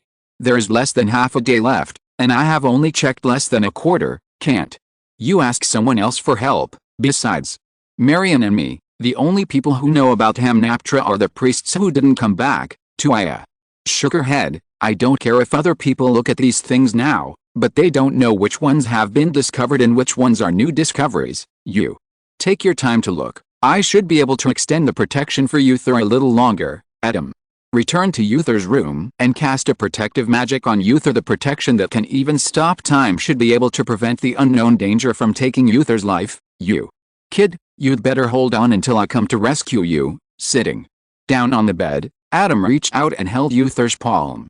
It was still warm, which made Adam feel less palpitation when he saw the broken chest. If you want to say goodbye to Bernard and others, go by yourself. Who cares about your pile of junk? If you want money, I can be rich enough to rival a country in a minute. Huh? Adam suddenly remembered that Uther's decision seemed to be constantly changing. For example, when he left a letter to Adam, he obviously hadn't planned to write to his mother. He wrote the letter to Tuaya after returning to Egypt. So after he returned to Egypt, before he really set off, would he leave clues that he had not decided to leave when he wrote to Adam? If so, where would he leave them? Of course, it was where he left a letter for Adam to see. Thinking of this, Adam quickly bent down and dragged out a box from under Uther's bed. On the lid of the box was a pair of eyes of Horus. Adam opened the lid without paying attention, and saw a folded papyrus. Is this a map? Should he be thankful that the clue Uther left for him was not a riddle or motto that needed to be deciphered? Adam immediately took the papyrus to find Tuaya, who recognized it as the underground floor of Hamnaptra at a glance, and a passage that Tuaya didn't know was marked on the map. Where did you find this? In the box mentioned in the letter Uther gave me. Tuaya looked at the map left by her son, then looked at the 4 piles of information left by her husband, and wiped her tears. This bastard is not as reliable as my son. Let's go now, Auntie. Tell me the way to Hamnaptra. I will go alone. I can't leave you here now. Hearing Adam's words, Tuaya subconsciously wanted to refute, but looking at the map she was silent again. Since Uther chose to leave the clue to you instead of me, then perhaps in her son's heart, if he really got into trouble, Adam would be the one who was more likely to save him. Finally, Tuaya sighed. Her husband died suddenly, and she really couldn't leave this place. Be careful. Finding a map near Egypt, Tuaya drew a circle on the map. Hamnaptra has been cast with an unmappable magic. You come to this location on the map, where there is a piece of quicksand. After being swallowed by the quicksand, you will be sent to Hamnaptra. During this period, you must find a way to survive in the quicksand. Tuaya looked into Adam's eyes.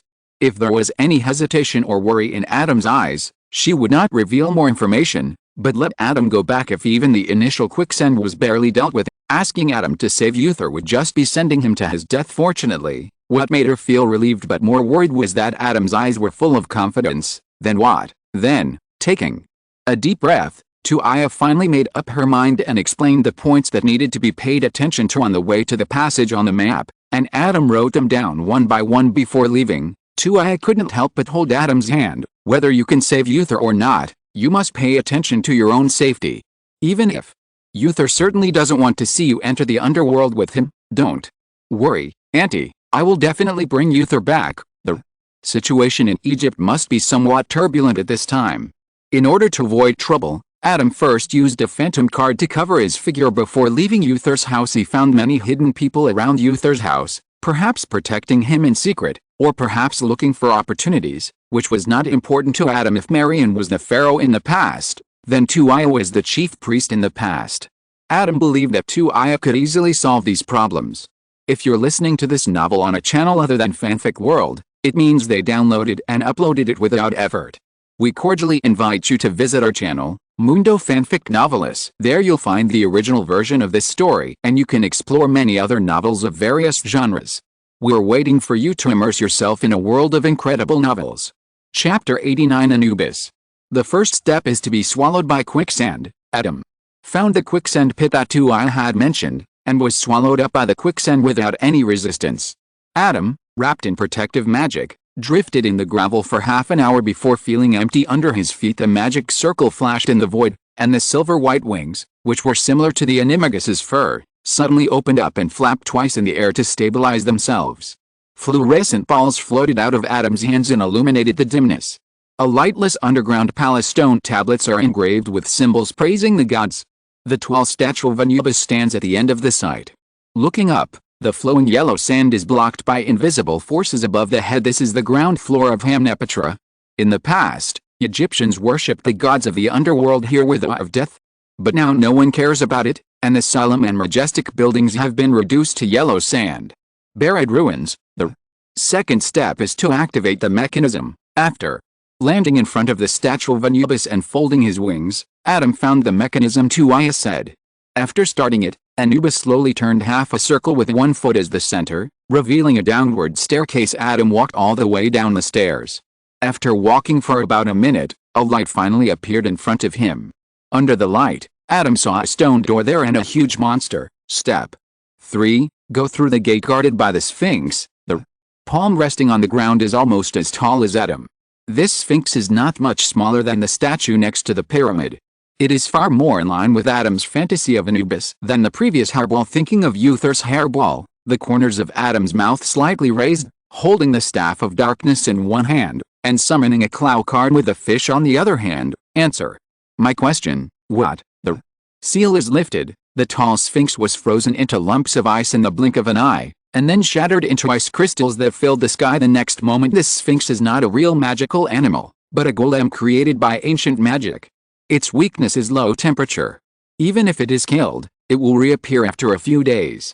Therefore, it is not for Uther at all that Adam solves it.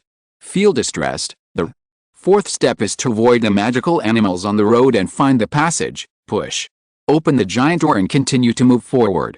The passage on the map left by Uther is in the southwest corner. He may encounter magical animals such as Niven snakes and manticores along the way, but Adam is not interested at all. Worry about this. Keep a snake for 1,000 days. Use it for a while. Adam twisted open the glass bottle, released the basilisk, and released the basilisk's shrinking magic. Go ahead and clear the way. Hiss. The basilisk moved its body, opened its eyes and glanced at Adam, spat out a message meaninglessly and then started to follow the direction pointed by Adam. Don't ask, it's just that it also took a bite of the basilisk soup that Adam cooked before, and it also watched while the basilisk eyeballs were roasted. On one side, there is meat for 3 meals, and on the other side, there is snake meat stew and eyeball barbecue. The basilisk, now named Moto, still knows how to choose, and it also eats the weak. The scales of the basilisk rubbed against the gravel on the ground, making a rustling sound, triggering similar sounds all around, but they were all in the direction away from Adam. It was obvious that the power of the Snake King could at least scare away the runes. As for the group of manticores crawling towards Adam, because their eyeball structures were similar to those of spiders, they would die immediately after just one encounter with the basilisk. The ground was densely covered with the corpses of manticores. The journey was smooth. Adam stepped on the road crushed by the basilisk, and the manticore's carapace crunched under his feet. If it was normal, he might still think about how to eat this thing, or get a few to raise, but now he is obviously not in the mood. Finally arriving at the passage on the map, Adam looked at the hieroglyphic text on the wall in front of him. The last step, Uther marked the Eye of Horus on the map, but he didn't write how to trigger it. Adam looked at the 3 eyes of Horus on the wall and saw nothing wrong with them, so he reached out and touched them one by one.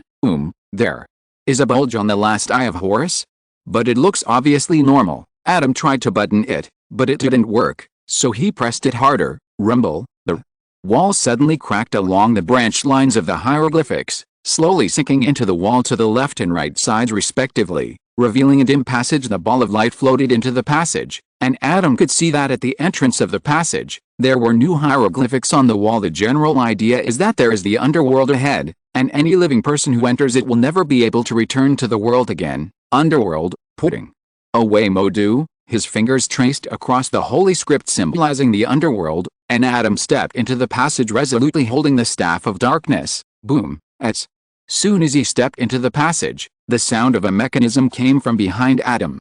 The walls that had been retracted on both sides were about to close again. Adam quickly took out a candy cane and sent it forward. Kaka. The candy with a protective magic was indestructible and stuck firmly between the walls that were about to close. Then, under the powerful magic, the walls on both sides were pushed back, leaving a way out. Adam stepped forward and found a piece of linen hanging down from above at the end of the road. Adam remembered that when he came to Egypt last time, Uther seemed to have mentioned this mechanism, behind the false door of the pyramid, except for the descendants of the pharaoh. Anyone who passed through this thing would fall into the underworld and never come back. It feels a bit like the curtain in the Hall of Death in the Department of Mysteries of the British Ministry of Magic. Adam picked up the linen with a dark rod and walked directly over the protective magic around his body was triggered in an instant. And Adam could clearly feel the changes in the surrounding environment. Is this the underworld? Strictly speaking, this is not the underworld, but the place of judgment, the border between life and death, and the country ruled by the god Anubis. The sudden voice did not scare Adam. He nodded in a daze. Fengdu City, Misty Fantasy, Erebus. In an instant, the border between life and death seemed to have changed from the kingdom of God ruled by Anubis to a group of gods living in a crowded rented house. The voice in the dark was silent for a moment, and then continued as if nothing had happened. Come forward, the creatures who have entered the underworld, accept the test of judgment. Adam's eyes were slightly cold, and he held the dark staff tightly, and continued to move forward. This time he really walked to the end of the passage. After walking out of the door, the road ahead led to a circular platform, surrounded by an extremely vast space with no visible boundaries. In the center of the circular platform was a golden scale, and the two ends of the scale were balanced at this time. There was nothing on the left side of the scale, and an ostrich feather stood on the right side of the scale. The living who have entered the underworld, a huge jackal head poked out from the boundless darkness, and he slowly spoke. I am Anubis, hand over your heart, and I will judge whether you can continue to move forward. As the jackal head who claimed to be Anubis finished speaking, the protective magic on Adam was triggered, and nothing else happened. The scene was a little awkward for a while. Did you take out the heart of others for trial a few days ago? Adam looked at Anubis and said loudly, Ah. The person who broke the rules. Anubis frowned as he looked at Adam, whose heart had not been taken out, but did not refuse to answer. Jeb's protection cannot protect him forever. His soul will eventually fall into the lake of fire and be devoured by Amit, just like the other person who broke the rules. His death is near. Hard fist. How can I get his heart and soul back? The blasphemer will be damned in hell forever. Take a deep breath. Adam slowly raised the staff of darkness. Chapter 90 Loopholes in the rules. Big name. Power card. Fight cards. Using the Clow card to give himself several layers of buffs, Adam picked up the dark staff and rushed forward. What do you want to do? I am Anubis. My face. Anubis. Right. Stop. You blasphemer. You will definitely be damned forever. My eyes. A blasphemer, right? Going to hell forever, right? Ouch. Wait a minute. Wait until I get ready. I'll bite you. Bite me. Huh? What is that? No, don't. You're pretending to be a fool with me, thinking that if you change your voice, I won't be able to tell that you're the one who told me to move forward just now.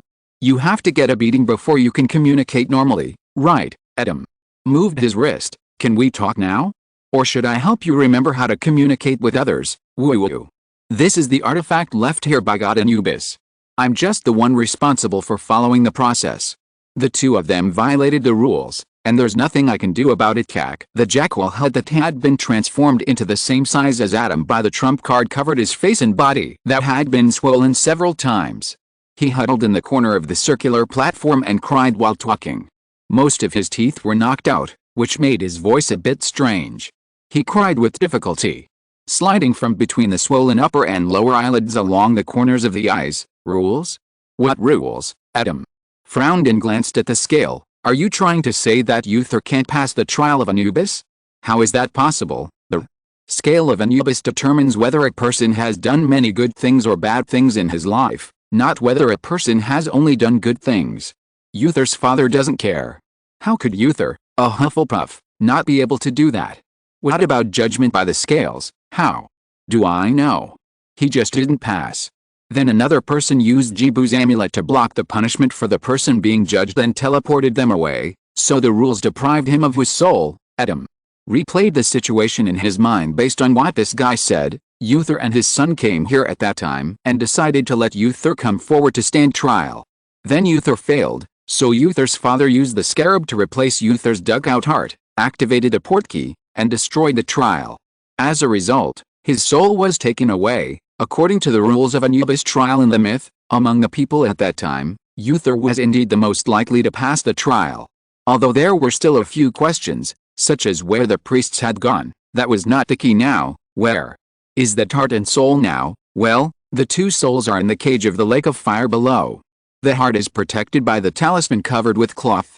Now it is with me. The jackal had answered truthfully. Uther's soul is here too. Give me that heart, forehead, seeing.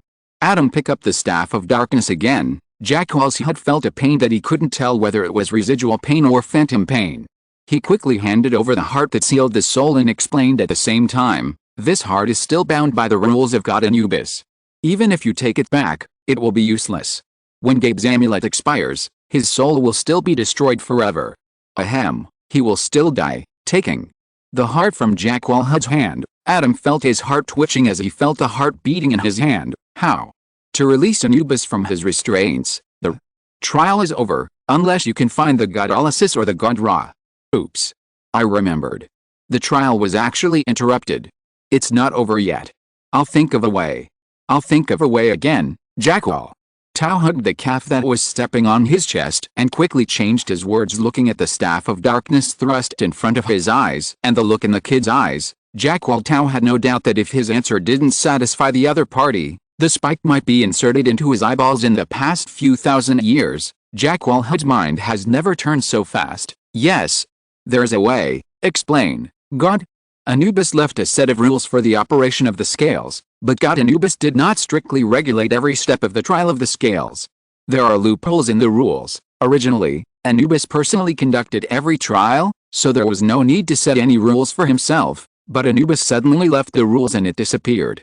It had never even seen the god Anubis in person, so those rules it has not been actually tested, so it is normal to have loopholes. The jackal had felt as if God Thoth had blasted at this time, and a brilliant idea formed in its mind. Only the heart or the feather of truth of the god mat can be placed on the scale. Only if the two ends of the scale are of equal weight or the heart is lighter than the feather of truth of the god mat can it pass the trial. So if both ends of the scale are hearts, and when both ends are equally weighted, both hearts can pass the trial. Thank God Thoth. Thank God Anubis. Before Jackalao could rejoice at his wisdom, he found that the eyes of the kid in front of him fell on his chest and heart. Jackal head. Wait a minute. My heart can't be as heavy as that guy's heart. It doesn't matter. Just cut off the extra part. Jackal head. Jackal. Tao wanted to say stop. Wait a moment. Maybe there are other ways, but there are only 3 hearts in this place right now. In addition to the one that needs to be untied, one belongs to the kid in front of him and the other belongs to him. There is no need to think about which one to use to balance the scale. The brain is working fast, and the jackal head feels that he can still save it. Wait, the cage of the lake of fire, Adam. Remember that the jackal had just said that the soul of Uther's father is in there. I hope the speed of mummification there is not so fast, otherwise maybe it can be rescued. That's right. Amit must obtain the consent of Anubis to devour souls and hearts, but Anubis seems to have forgotten them and did not leave any relevant regulations, so the souls that should have been devoured by them can only be locked in the cage of the lake of fire. The jackal had spoke more and more smoothly. In the face of life and death, his colleagues are not worth mentioning at all. Anyway, they can't devour souls and hearts now, and there are many of them. It doesn't take so many heads to guard the cage of the lake of fire. It doesn't matter if one dies. But I only have one. What if I die and someone else comes? The order of the underworld will collapse. Hearing this, Adam couldn't help but frown. Yes, why haven't new souls come here for so long? No one has died in Egypt during this period. This doesn't make sense. If this is really the underworld, a few thoughts flashed in his eyes, and Adam temporarily suppressed these thoughts. Take me to the cage of the lake of fire. Chapter 91 and number 039. I'm here to save you. Okay, go this way. There's a fire over there. Watch your step. Under the enthusiastic guidance of the jackal head, Adam came to the bottom of the fire lake. Below the platform, the fire lake is a blazing sulfur fire, but there is no raging flame at the bottom of the fire lake. Only the strong smell of sulfur fills the surroundings. The empty metal racks seem to be waiting for new souls to be tied up. According to what you said, Amit cannot devour souls without Anubis's order. Why is the cage of the fire lake so empty? In the past few thousand years, only a few living people have come here, and there is no soul of the dead. The jackal head didn't seem to feel anything wrong at all. only the living came here. Yes, it seems that the order of the underworld has also been in chaos after the gods left. The Jackal had said this and quickly added, that's why I need to maintain the only remaining order here. Not paying attention to the Jackal Hud's words, Adam is more certain of his guess, but the most important thing now is to find Uther and the others. Didn't you say there are Amit here? Where are they? Amit has a crocodile head, a lion's upper body and a hippopotamus lower body. It is a collection of creatures feared by the Egyptians and represents the judgment of hell. However, in the investigation and research of Egypt, no one has found this magical animal, so the academic community believes that this creature is either extinct or just a fictional creature made up by Egyptian wizards. Not only Muggles, but wizards also do this. For example, the Quiddler is believed to often make up some non-existent creatures. Logically, they should be patrolling all over the cage of the Lake of Fire. Maybe because there are no souls imprisoned here? We should be able to see them if we continue forward. The Jackal had also felt a little bad, but he still went forward. There was a shouting sound in front, and finally found something different, but Adam's footsteps stopped when he approached. In front was a metal frame with souls tied to it. Flames gushed out from the bottom of the metal frame, burning the souls on it and making them wail. The soul will be roasted in the cage of the Lake of Fire. The Jackal had staggered, and was grabbed by the ear and dragged to Adam, his eyes full of innocence. Of course, otherwise, would they be tied up here to enjoy themselves? This is hell. Adam didn't expect that this fake underworld would be so restored in such a place at this moment. The soul seemed to have discovered Adam and the Jackal head, and his eyes suddenly lit up, and he opened his mouth and spoke a string of ancient Egyptian. Sorry, I'm not a local, I don't understand. After saying this, Adam grabbed the Jackal Hud's ear and started running forward. Hey, my ears. The metal racks were not neatly arranged in a row, but were scattered all over the cage of the fire lake. After finding two souls and finding that they were not right, Adam realized that the souls here were not arranged in the order of their arrival, so he stopped and took out a Clow card. The seal is lifted. The atmosphere that filled the surroundings took a specific shape at this moment. A gentle smile took shape first, followed by golden hair and a graceful body. Adam, Wind, there is no time to say hello. Help me find Uther. You have seen him, okay? Feeling the anxiety in the heart of the contractor, one of the four elements that built the world began to run wild. Magic surged, and the blue mist swept to the end of the endless side in the blink of an eye. Found it. Come with me. The Jackal head, whose ears were finally released, had tears in his eyes. He pulled the ears on both sides to his eyes to see if the two ears were different in length. As a result, Adam grabbed both ears and pulled them forward. Ah, my ears, shut up. Ah. Woo-hoo-hoo. The next moment, the Jackal Hud was sealed in the mouth by the wind card with airflow, swallowing the wailing sound with the guidance of the wind card. It didn't take long for Adam to find Uther. What relieved him was that Uther was in good condition. Although he was also tied to the metal frame, he didn't wail like others. His chest was cut open like his body, and there was a golden scarab inside. In addition, he was surrounded by protective magic that Adam felt familiar with. Adam had previously released protective magic on Uther's body, but he didn't expect that even the soul far away could be protected together. He quickly cast a protective spell on Marion next to him. Adam ran to Uther and stretched out his hand to his roommate whose chest was cut open. Uther, I'm here to save you, Adam. Woo. Uther watched Adam walk up to him. He should have laughed because he was saved, but he couldn't help crying. Fear, joy, emotion, grievance, all kinds of suppressed emotions surged up and could no longer be restrained.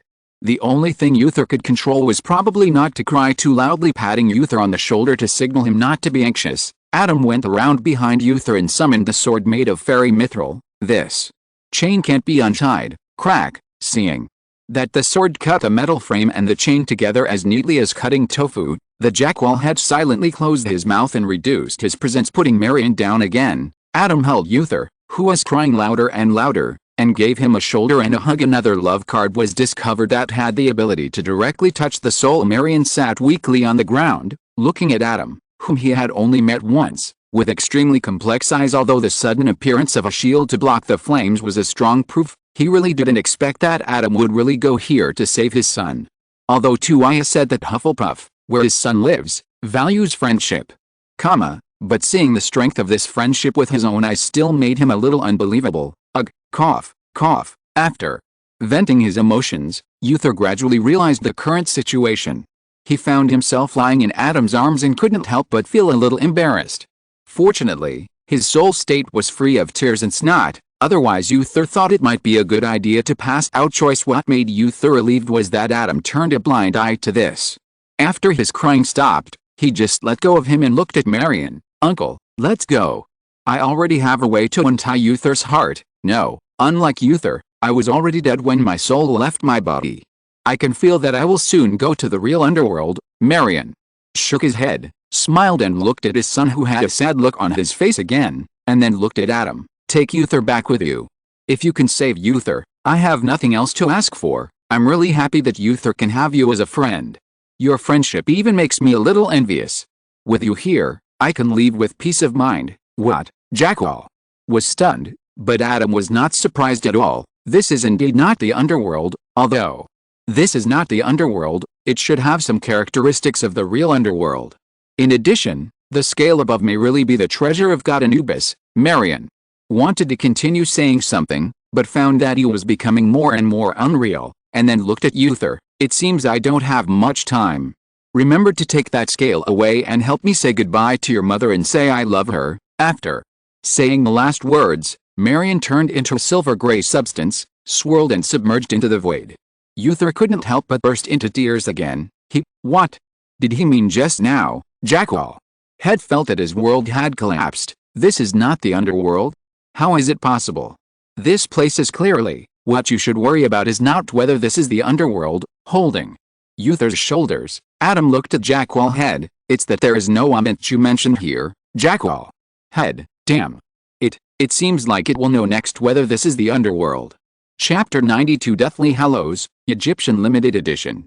Jackal had followed Adam and the others back to the platform above as if they were dead, but found that Adam didn't seem to have any intention of disemboweling him. The seal is lifted, summoning the double card. Adam took out Uther's heart after seeing his heart with his own eyes. Uther's expression was a bit indescribable. But after seeing his heart turned into two, Uther's expression was filled with shock and confusion. After taking off the feather of truth, Adam thought about it and put it away. Then he placed the two hearts on both ends of the scale. After some shaking, the scale regained its balance and emitted a golden light. Adam saw the two hearts emerging at the same time.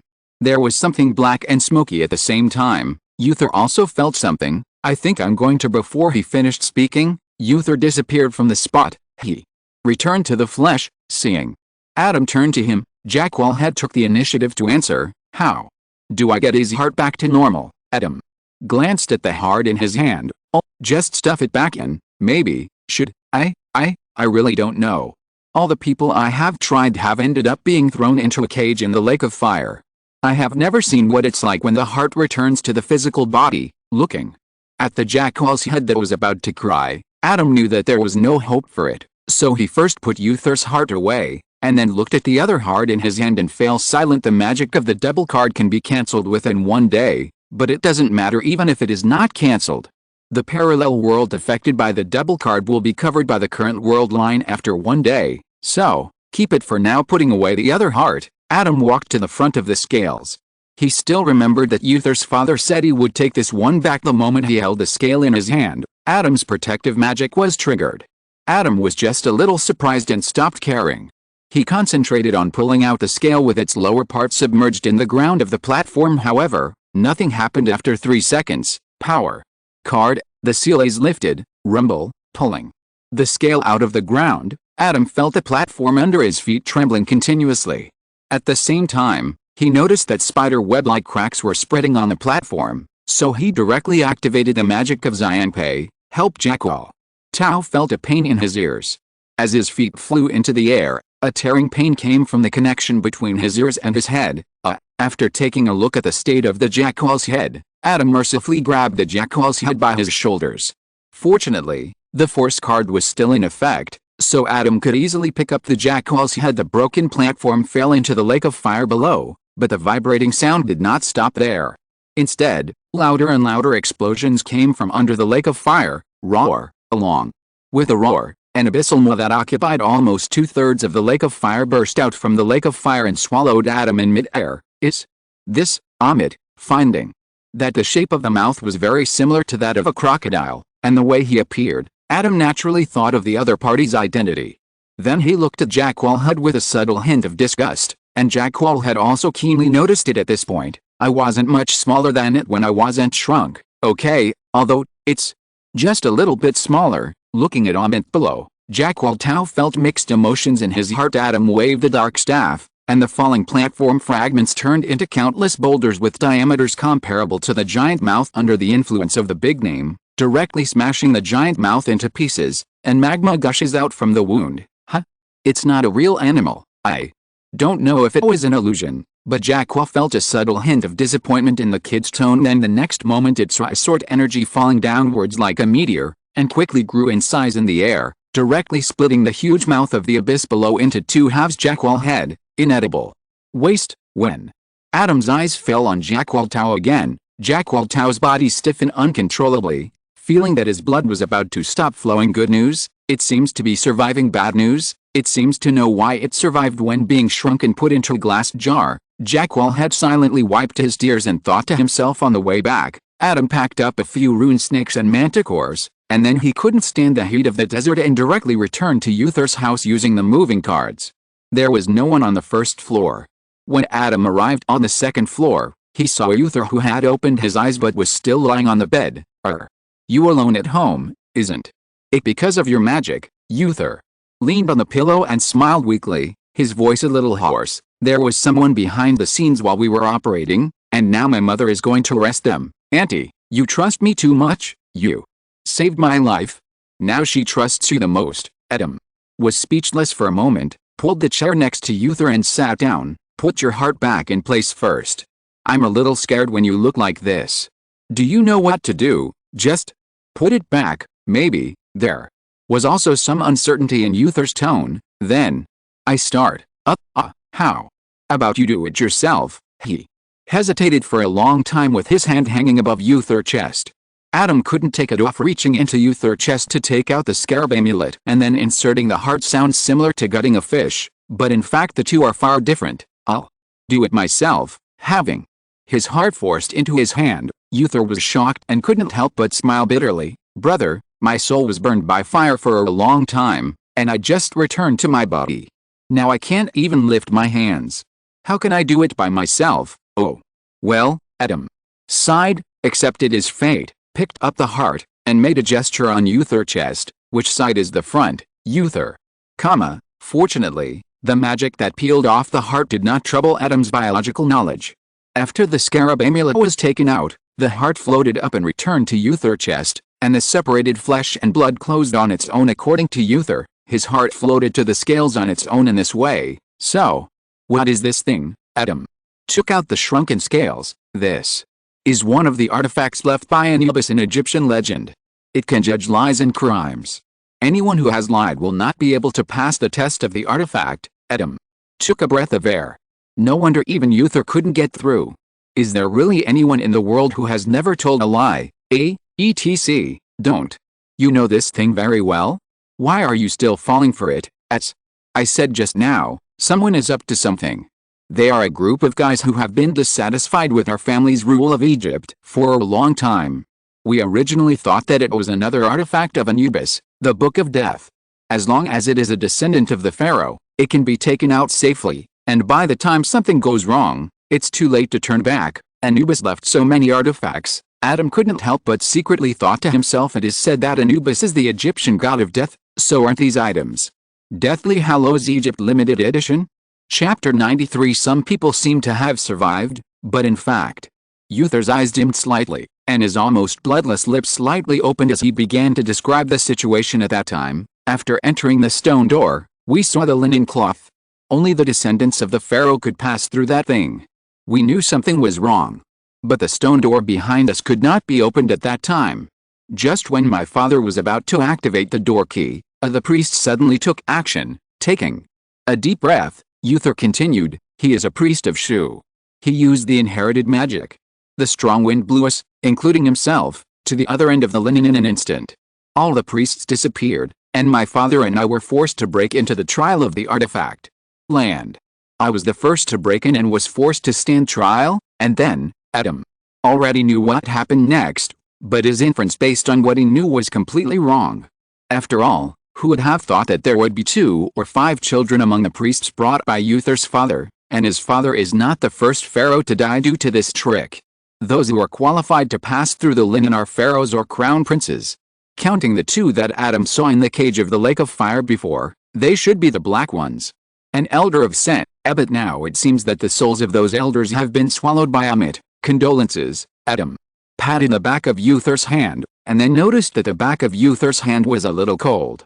His eyes moved slightly and he saw Uther still naked upper body and was silent for a second. Are you cold? Although Adam raced against time on the way to Hinapatra to rescue people, it was already noon when he received the letter, and the sun was already setting no matter how fast it was. So when Adam said this, Uther really felt a little cold. My clothes are in the closet over there, help me pick out something. After helping Uther put on his clothes, Adam and Uther returned to the topic, the people who are secretly dealing with you. Do you need my help? I'll call you if necessary. Seeing Adam's somewhat surprised face, Uther couldn't help but smile. Do you think I would refuse? For the glory of Pharaoh? If it were anyone else, I would definitely refuse, but there is no need for you. Uther looked at Adam seriously. In the name of Amun-Ra, in the land where the Nile River flows and where the glory of Amun-Ra reaches, Adam Reed has all the glory of the son of Amun-Ra. Feeling that there seemed to be some subtle connection between himself and the land beneath his feet, Adam realized that Uther's words seemed to be more than words. Although he was very moved, Adam couldn't help but said, the Nile River flows through more than just Egypt. Egypt's Ministry of Magic is not just a wizard who rules Egypt. Uther replied with a smile. Adam, fuck, while cursing secretly, Adam looked hesitant. Don't reject me, Adam, you don't know what your arrival means to me. At that time, I was tied to a metal frame, and my soul was burned by the flames. The only person who could come to save me was my mother and you. Seeing what Adam wanted to do, Uther held Adam's hand, but I know that if my mother comes to save me, we will definitely fall into the trap of those people.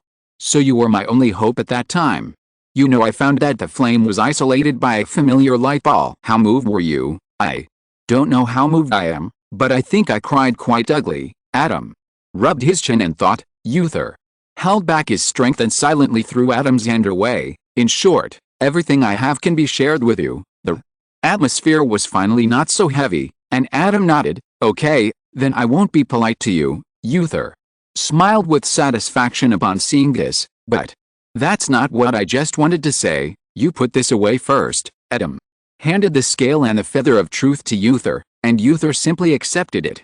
Then Adam took out a heart that looked familiar to Uther. Uther, I never knew what to do with this thing. Adam looked at the heart inside. Originally, I thought that if something went wrong when the heart was put back in, there would be another one that could be replaced, but now it's no longer needed. According to Huaxia, what you eat will make up for it.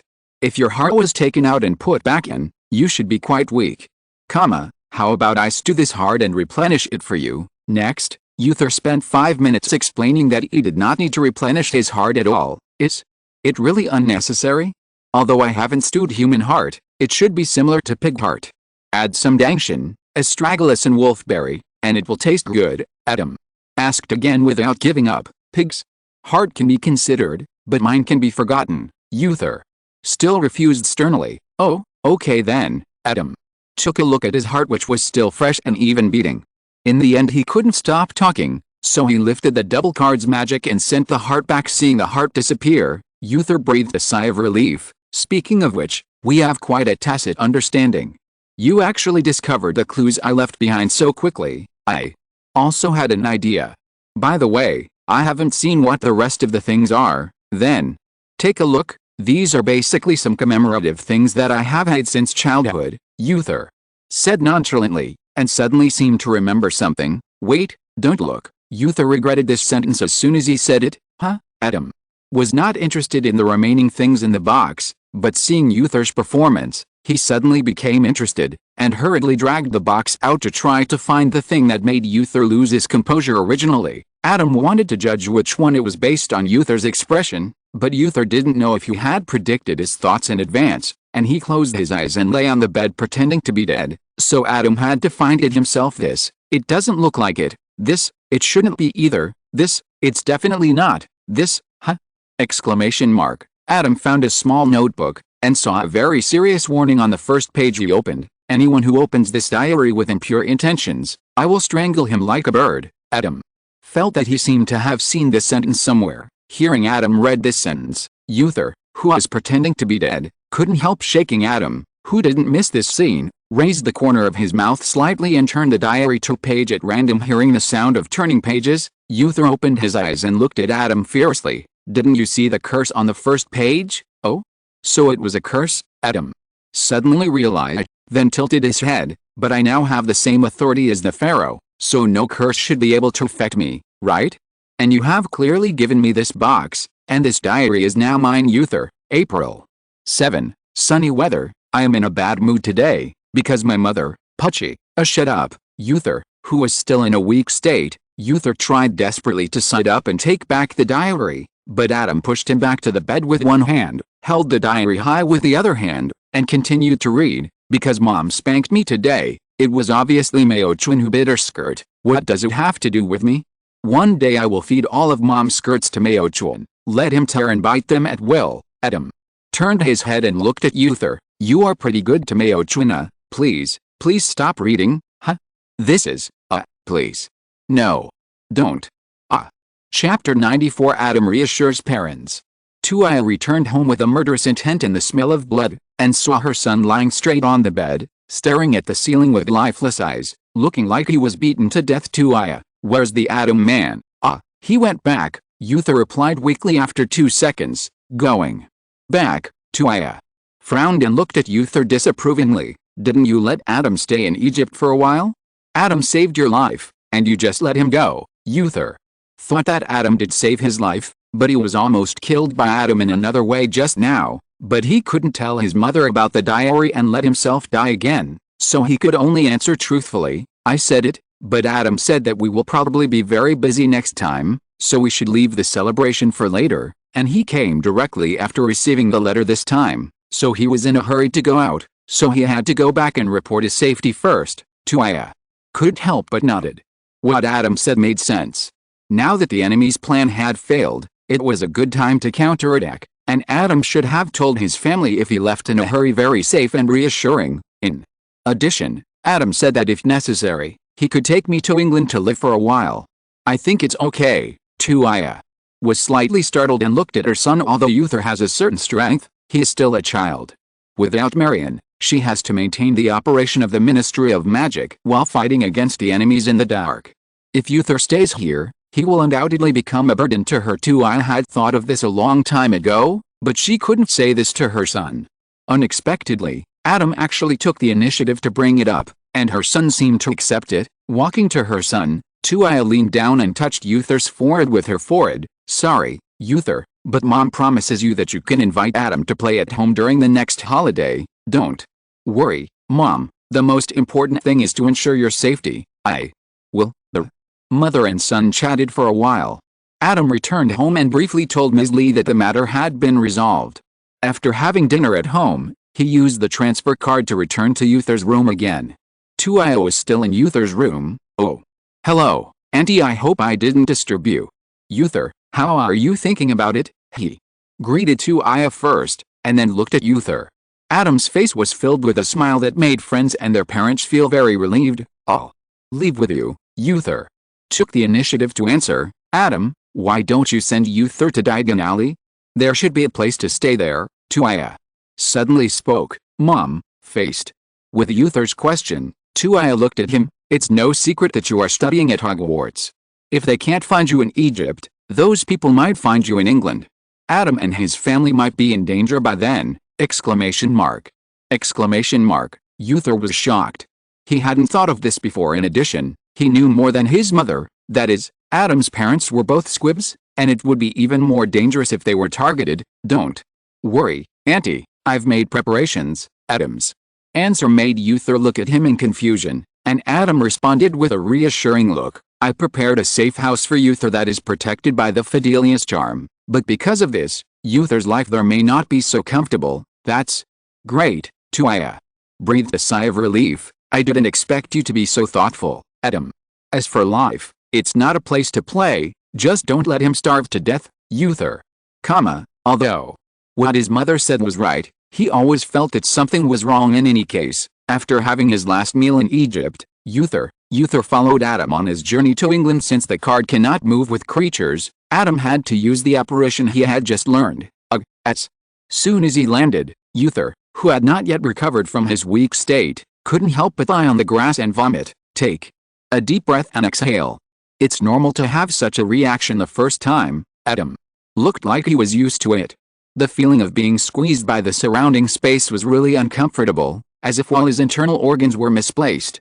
He almost vomited the first time. By the way, haven't you ever been apparated by someone before? After vomiting, Uther took the tissue handed by Adam and wiped his mouth. Thanks. By the way, when did you learn this spell? I remember that this spell is very difficult to practice. Throwing a card cleansing magic at the mosaic on the ground, Adam recalled. Well, probably 1 or 2 months before the holiday. I learned it out of boredom. There is a similar magic in my Clow Cards, and I learned it quite quickly by analogy. Uther took a while to calm down the rolling vomiting and the shock that Adam had learned apparition out of boredom, and looked around. Where's the safe house you mentioned? If it can be found casually, it can't be called a safe house. Adam smiled mysteriously and whispered in Uther's ear as the confidential content was shared. Uther watched a house suddenly appear in front of him, as if it had just grown out of the ground. Is this the red bold loyalty curse? Yes, the magic that can hide a secret into a person's soul. I inherited it from an elder. Adam put Uther's hand on his shoulder and helped him up. Let's go. I'll take you in and have a look. I'm actually not that weak. Oh, as soon as Adam let go, Uther jumped directly to the ground in front of him. If Adam hadn't caught Uther in time, he might have gotten a nose similar to Professor Dumbledore's. Ahem. Under Adam's meaningful gaze, Uther blushed and changed the subject. This house does look a little older, but the construction workmanship is very good, so you don't have to worry about the safety of the house. Adam also saw that he was okay and didn't go too far, and took Uther into the safe house. This house was originally occupied by my elder. I have disposed of all personal items such as sheets, quilt covers, etc. I will help you get a few sets of mine later. They are all unused. As for clothes, towels, etc. Adam glanced at Uther's empty hands. We are about the same size, so you can make do with my new clothes and towels for now, and we'll go shopping tomorrow. Although Tuia was very open-minded, it was obviously impossible for Adam to really raise Uther according to the standard of not starving to death. Huh? Thanks. Sitting down on the sofa, Uther touched the arm that had been placed on Adam and frowned. I don't know if it was an illusion, but after using this arm for a while, I felt as if there was a phantom pain similar to when it was burned by flames before. What's wrong? Adam noticed his movement. It's okay. I just vomited for a while and feel like my dinner was in vain. Uther turned his head and looked at Adam eagerly. Adam, do you have any midnight snack? Yes. You wait for me to go back first, tell my parents about the current situation, and get daily necessities. We will have a barbecue tonight. Barbecue? Uther didn't know at this time that this barbecue was completely different from the barbecue he imagined, and a new door to gourmet food was slowly opening to him. Well, wait for me to come back, little green frog. Uther was caught off guard and called by his childhood nickname. After Adam yelled, he used the move card to disappear. Uther looked at the sitting marks left by Adam on the sofa, and suddenly felt that his next month of life in England might be difficult. Chapter 95 Egyptian Specialties. Yes. Delicious. This is delicious too. If you continue to fuck, I will eat the rest. Adam looked speechlessly at Uther, who had mutton, chicken legs and pork belly in his left hand, steamed buns, rice cakes and enoki mushrooms in his right hand, and his mouth was full of oil.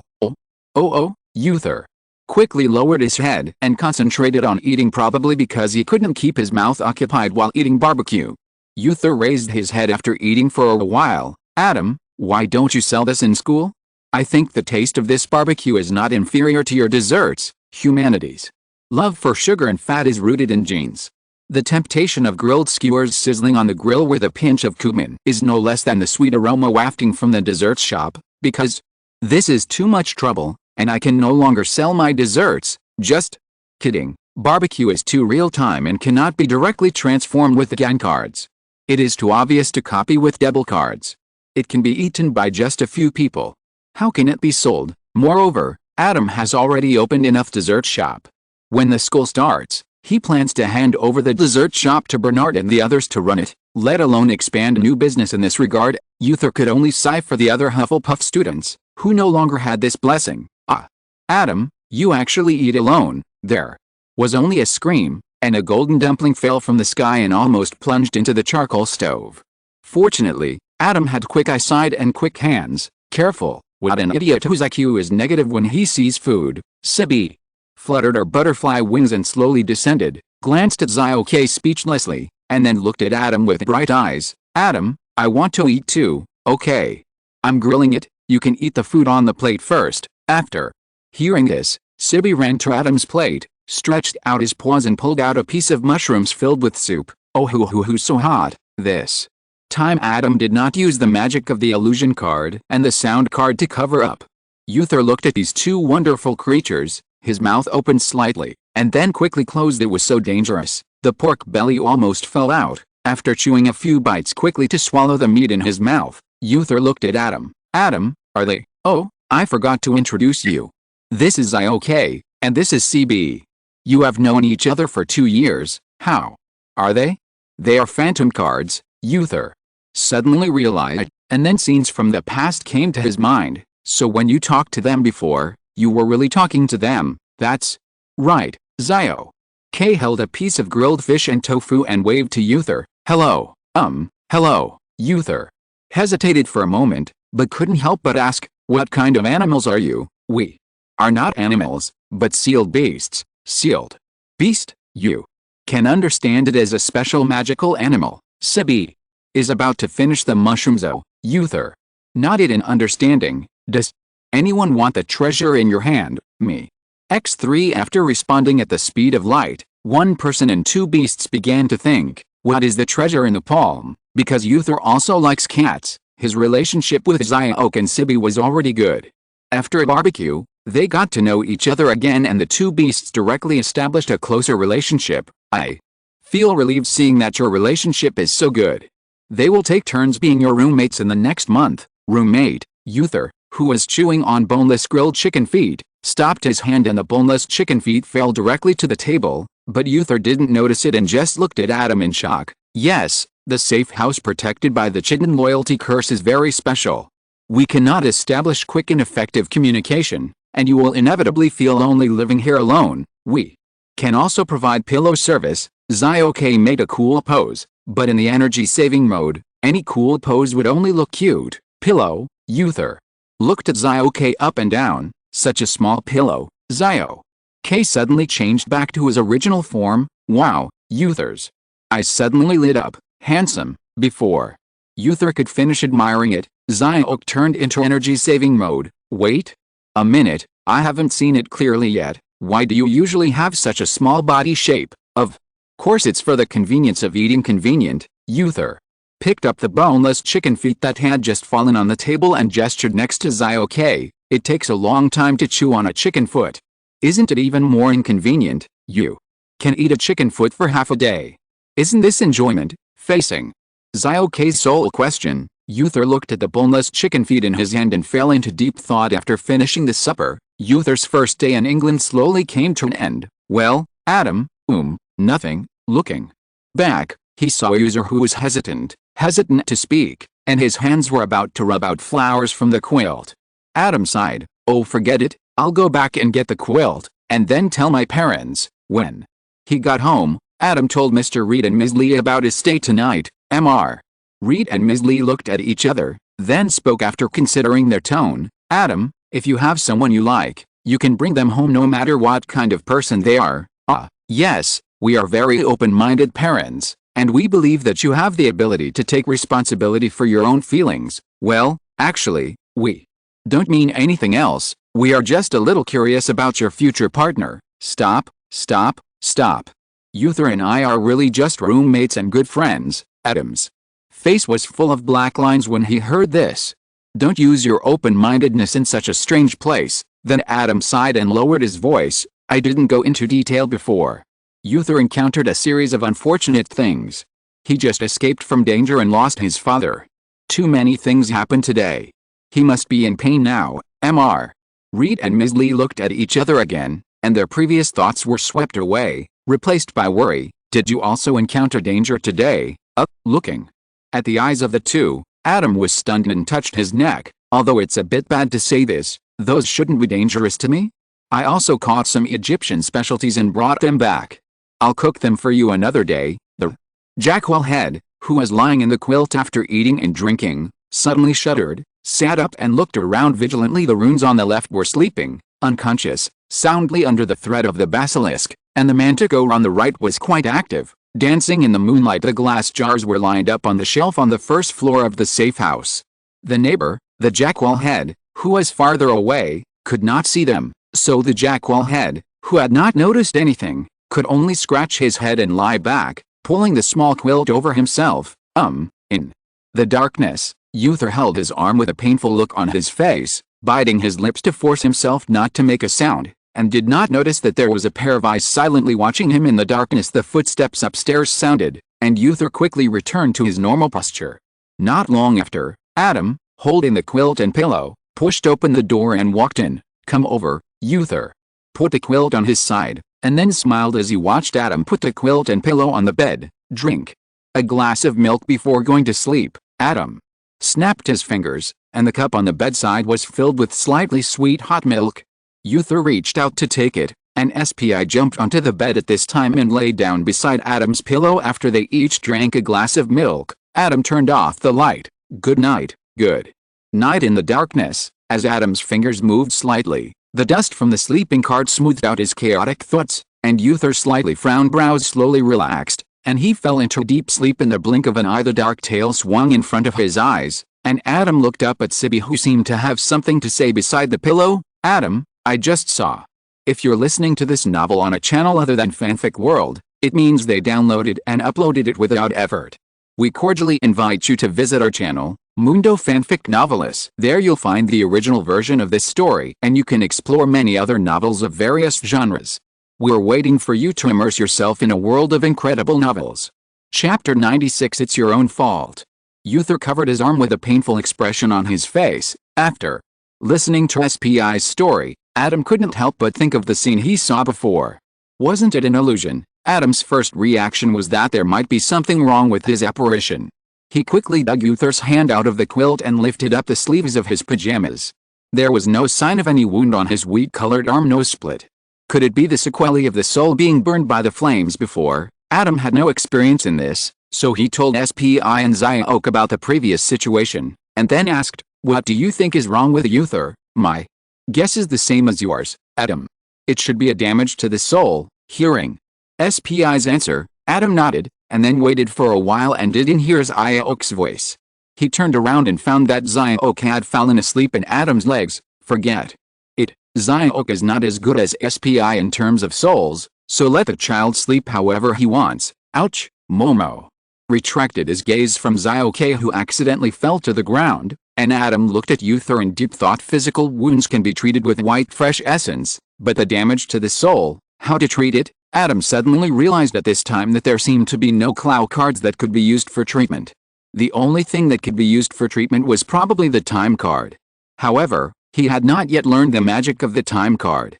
Using the Clow Card to activate it was not enough to regress Uther to the time when his soul was not damaged after a selection. Adam currently knew only two treatment methods. One was potion, and the other was Phoenix Tears. Although Adam's learning progress was relatively advanced, it was still a bit difficult for him to treat the soul with potions.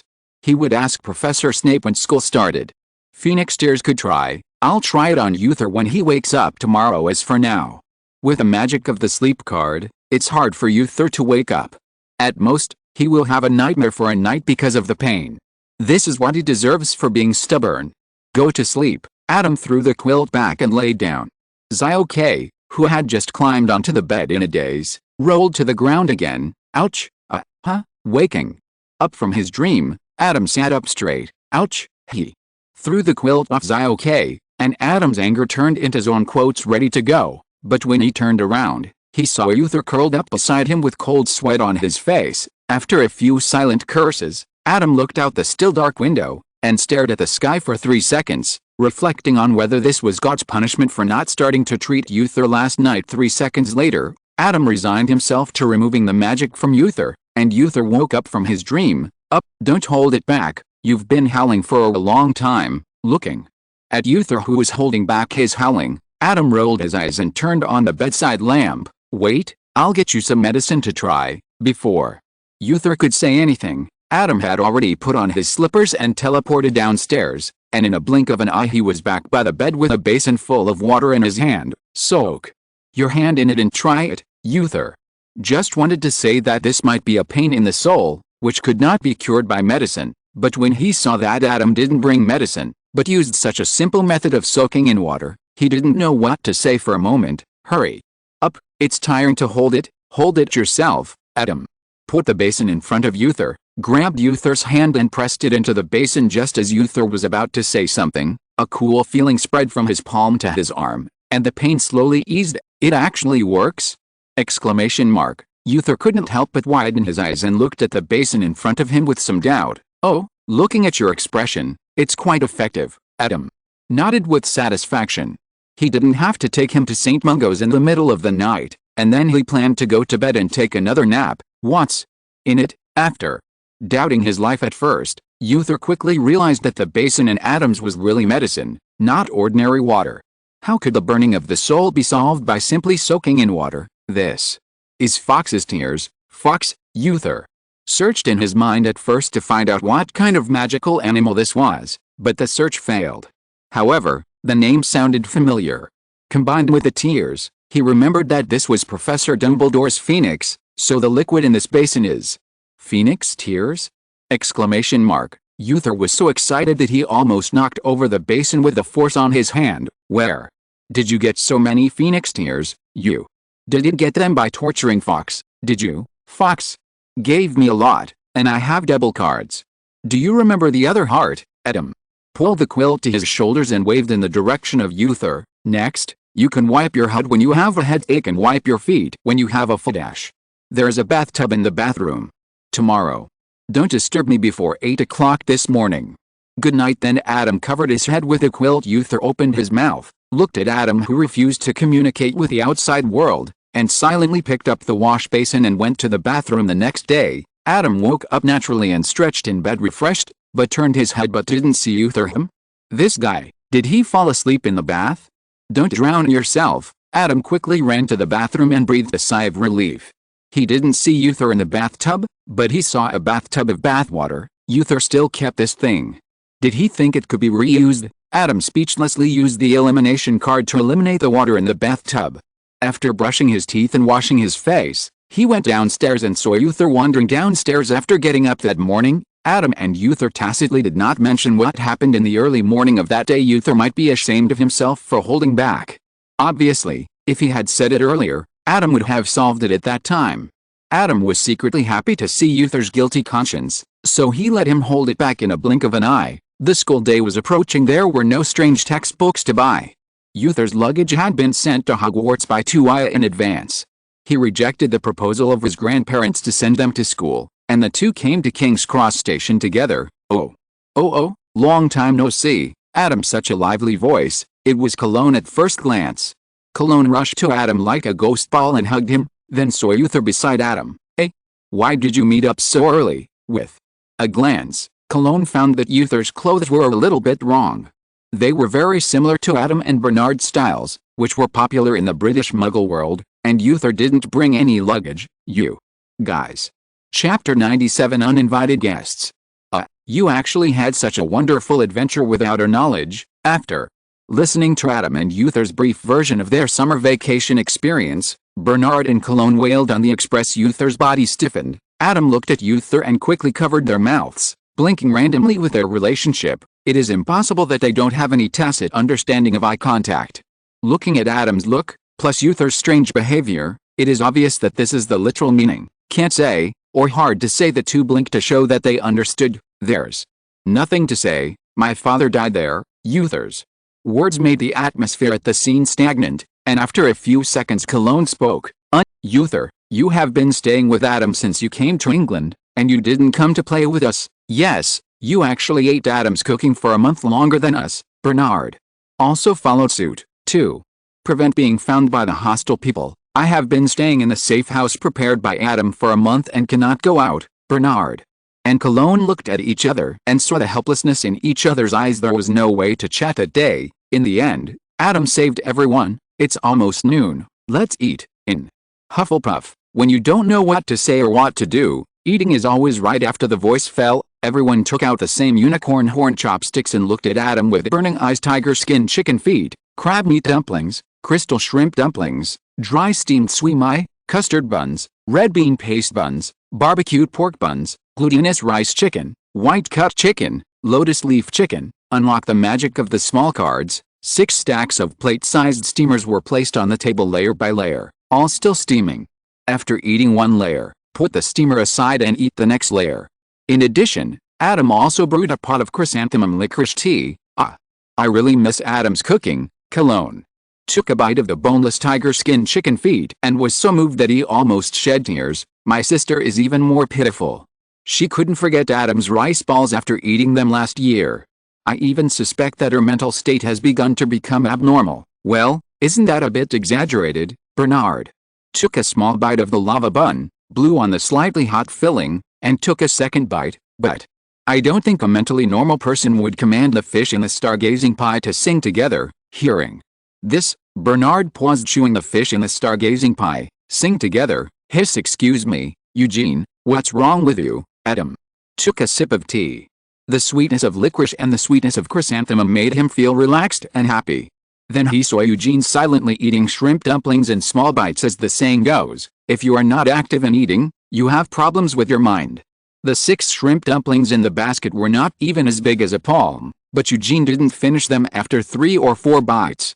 Obviously, he was worried. I'm fine, Eugene hadn't finished speaking when Adam sighed and hugged him. Why do you all keep things to yourself and refuse to say anything? Ahem. Cologne, who had been looking at Eugene with concern, looked at Uther curiously. Uther, what's wrong with you? It's okay. I choked because I ate too fast. Uther's face flushed red. He quickly took a sip of tea, wiped his mouth with a piece of paper, and rummaged through his pockets.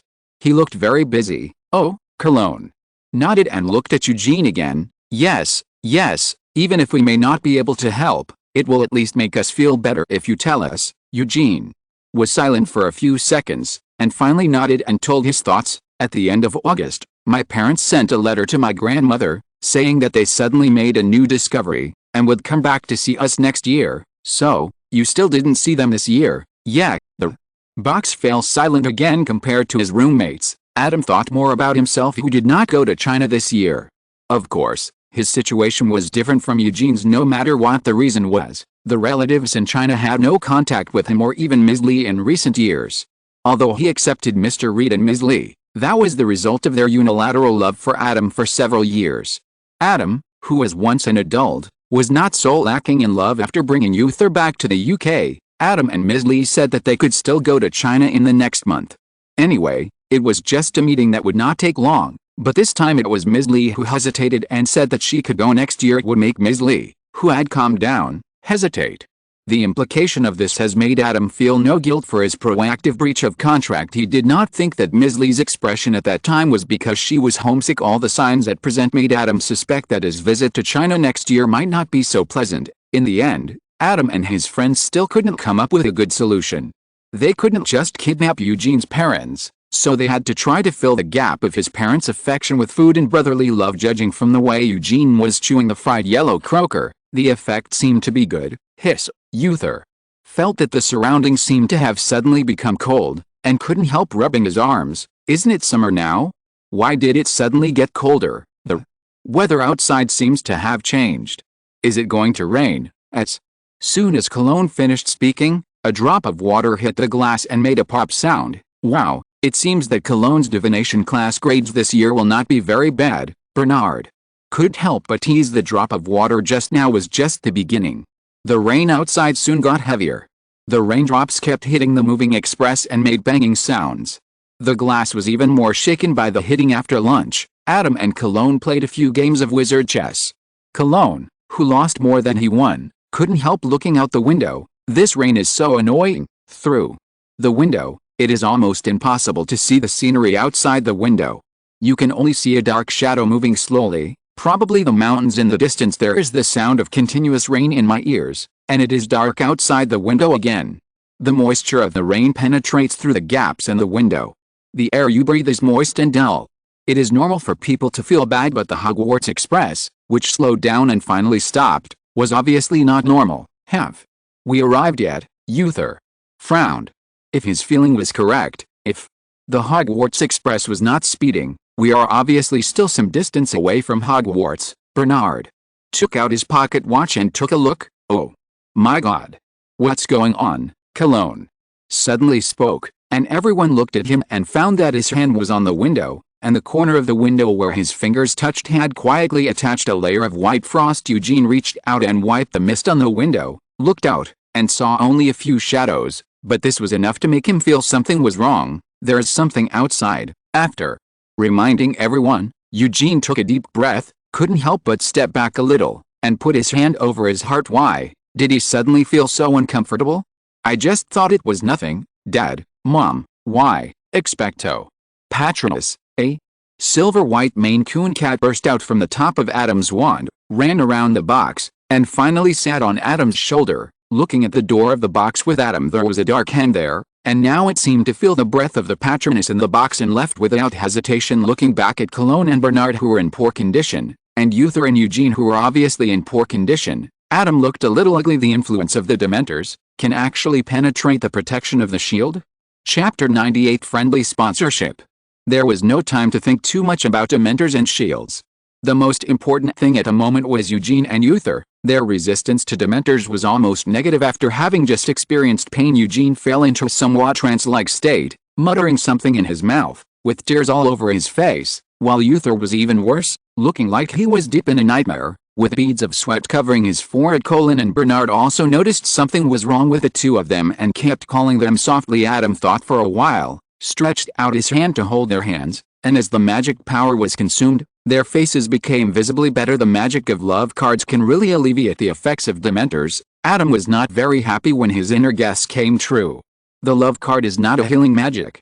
Since the love card can alleviate the influence of Dementors, he has probably found the reason why the shield cannot stop the Dementors. The protection of the shield is similar to a force that maintains the status quo and is not changed by external forces.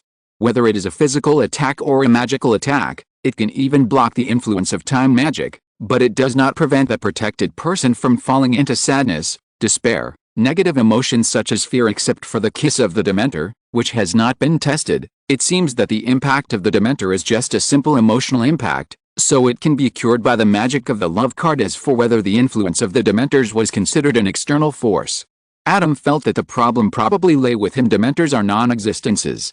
They are not animals, but are more similar to a phenomenon. Therefore, the influence of Dementors is somewhat different from the external forces previously recognized by Adam. The idealistic shield therefore does not regard them as external forces.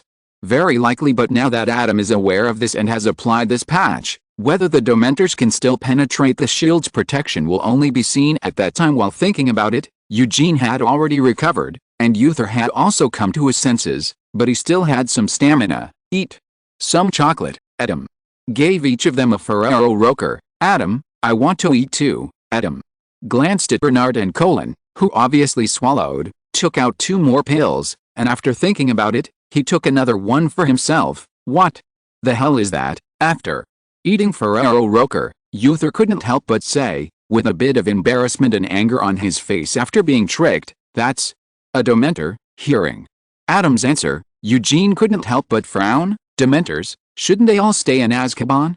How could they come and attack the Hogwarts Express? Well, I think I kind of know. Colin found his bag and rummaged through it for a long time, and pulled out a roll of newspaper. Ah, here, I just said that I remember taking a newspaper to wrap the sausage. Colin took out the rolled newspaper, opened it, took out 2 sausages, and then put the newspaper on the table. Adam glanced at the wanted poster with Sirius holding the prisoner's number. Although it was wet with oil, he could still see Sirius' gloom and madness at that time. Sirius Black. Bernard held a corner of the newspaper with his fingers and turned it over, looking at the description of the wanted criminal. Killed a whole street of muggles with a blasting curse? Bernard frowned. Isn't such a serious crime not punishable by death? It seems that wizarding courts are as hypocritical as muggle courts. As he learned more about the wizarding world, Bernard became more and more grateful that his family had not encountered any crazy dark wizards before. In addition, Azkaban was actually able to be escaped by him. How little did the wizards care about the security of the prison. We already have magic, what can we do with a few more blockades? It turns out this is a Dementor. This is the first time I've seen it. So, the Ministry of Magic suspects that this wanted criminal who escaped from prison may be on the Hogwarts Express. Uther sneered. Then why are the Dementors used to search instead of doing it themselves? If the Dementors could catch him, he wouldn't have escaped from prison at that time. Is everyone okay? Suddenly, the door of the carriage was pushed open. Cedric panted and poked his head in. When he saw Adam and others, their eyes lit up. Oh, it's you. Long time no see, haven't seen you for a long time. As long as everyone is okay, I'll go to the next carriage to check. Cedric was already a prefect and had just experienced a sudden visit from a Dementor.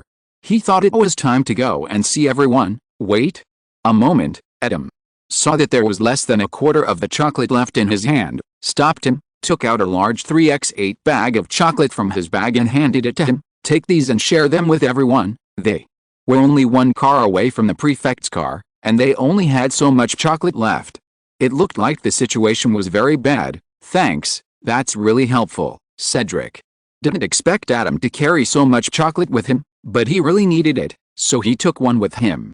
Hufflepuff was not the only classmate he met in poor condition on the way. Even if he was very frugal, it wouldn't be enough. I'll give you the money when we get back to the common room. No, I'll see if I can get this money from Professor Dumbledore.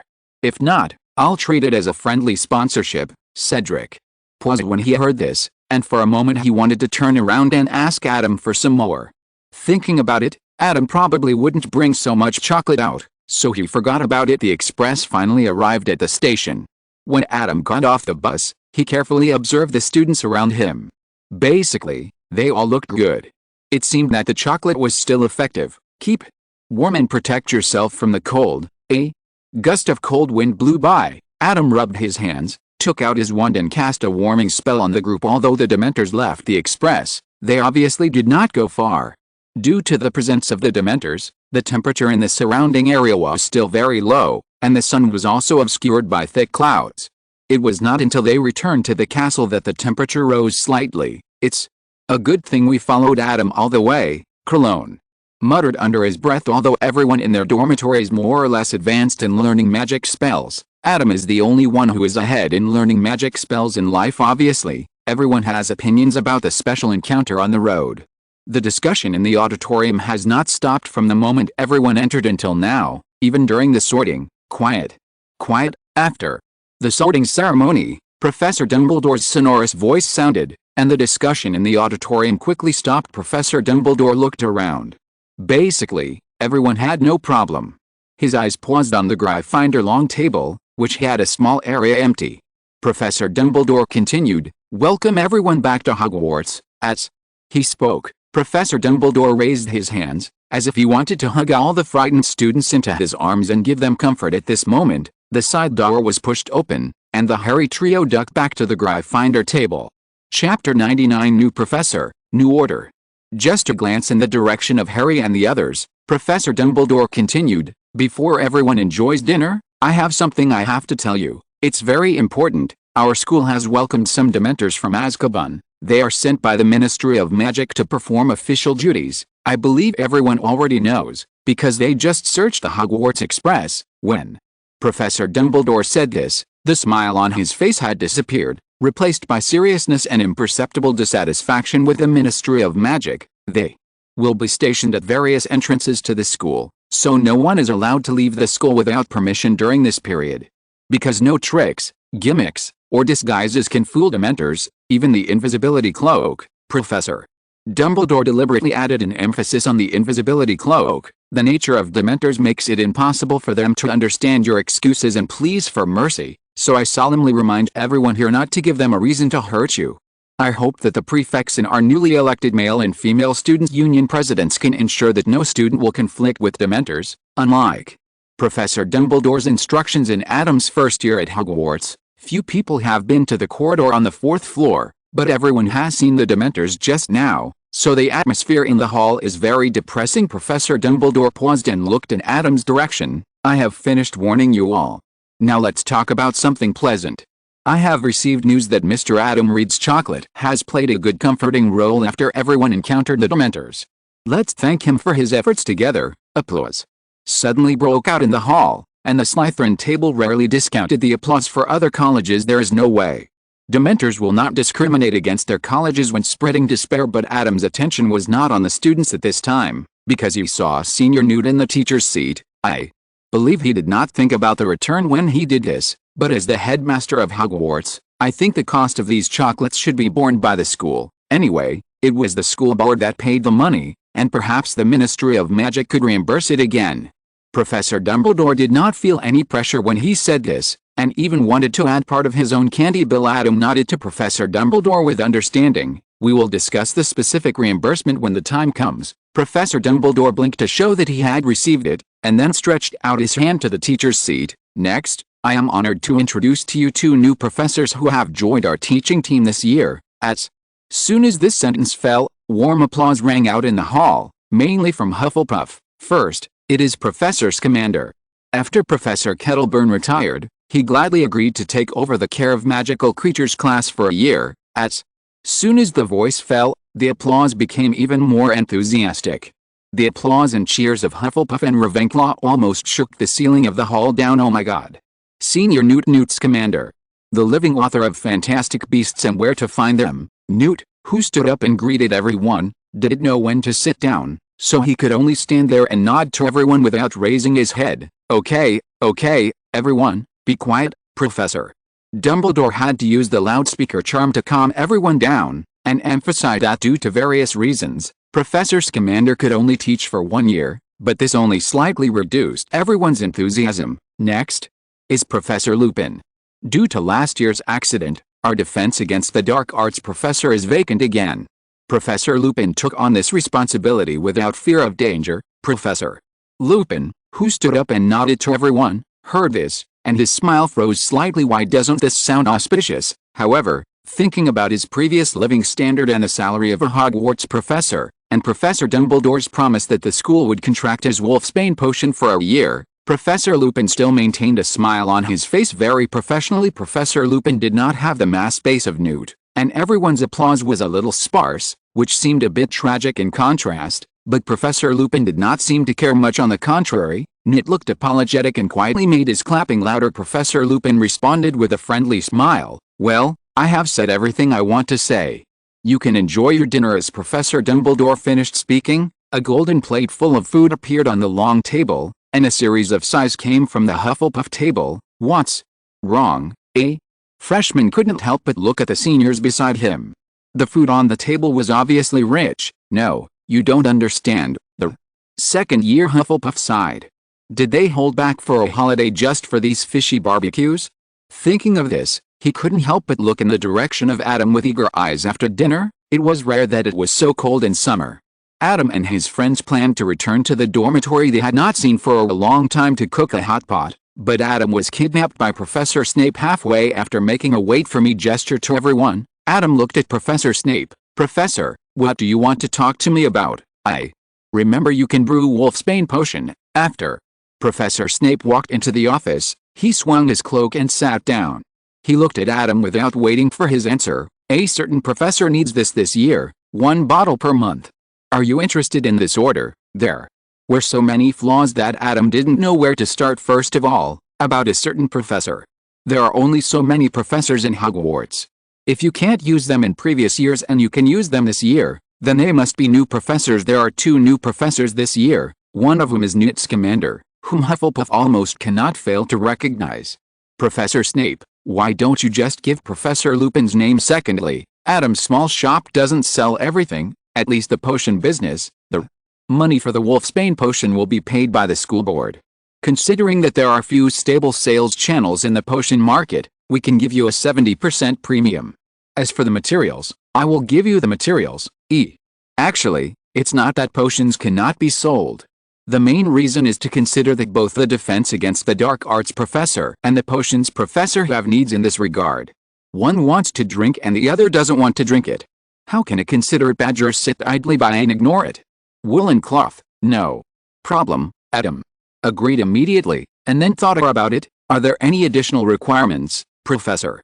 Snape narrowed his eyes when he heard this, put his hands on his chest and raised his chin. For example, do we need to make some restrictions on taste? Adam looked like I'm really busy, because I usually have to research new dishes. I might accidentally add something when making the potion, making the potion taste a little strange.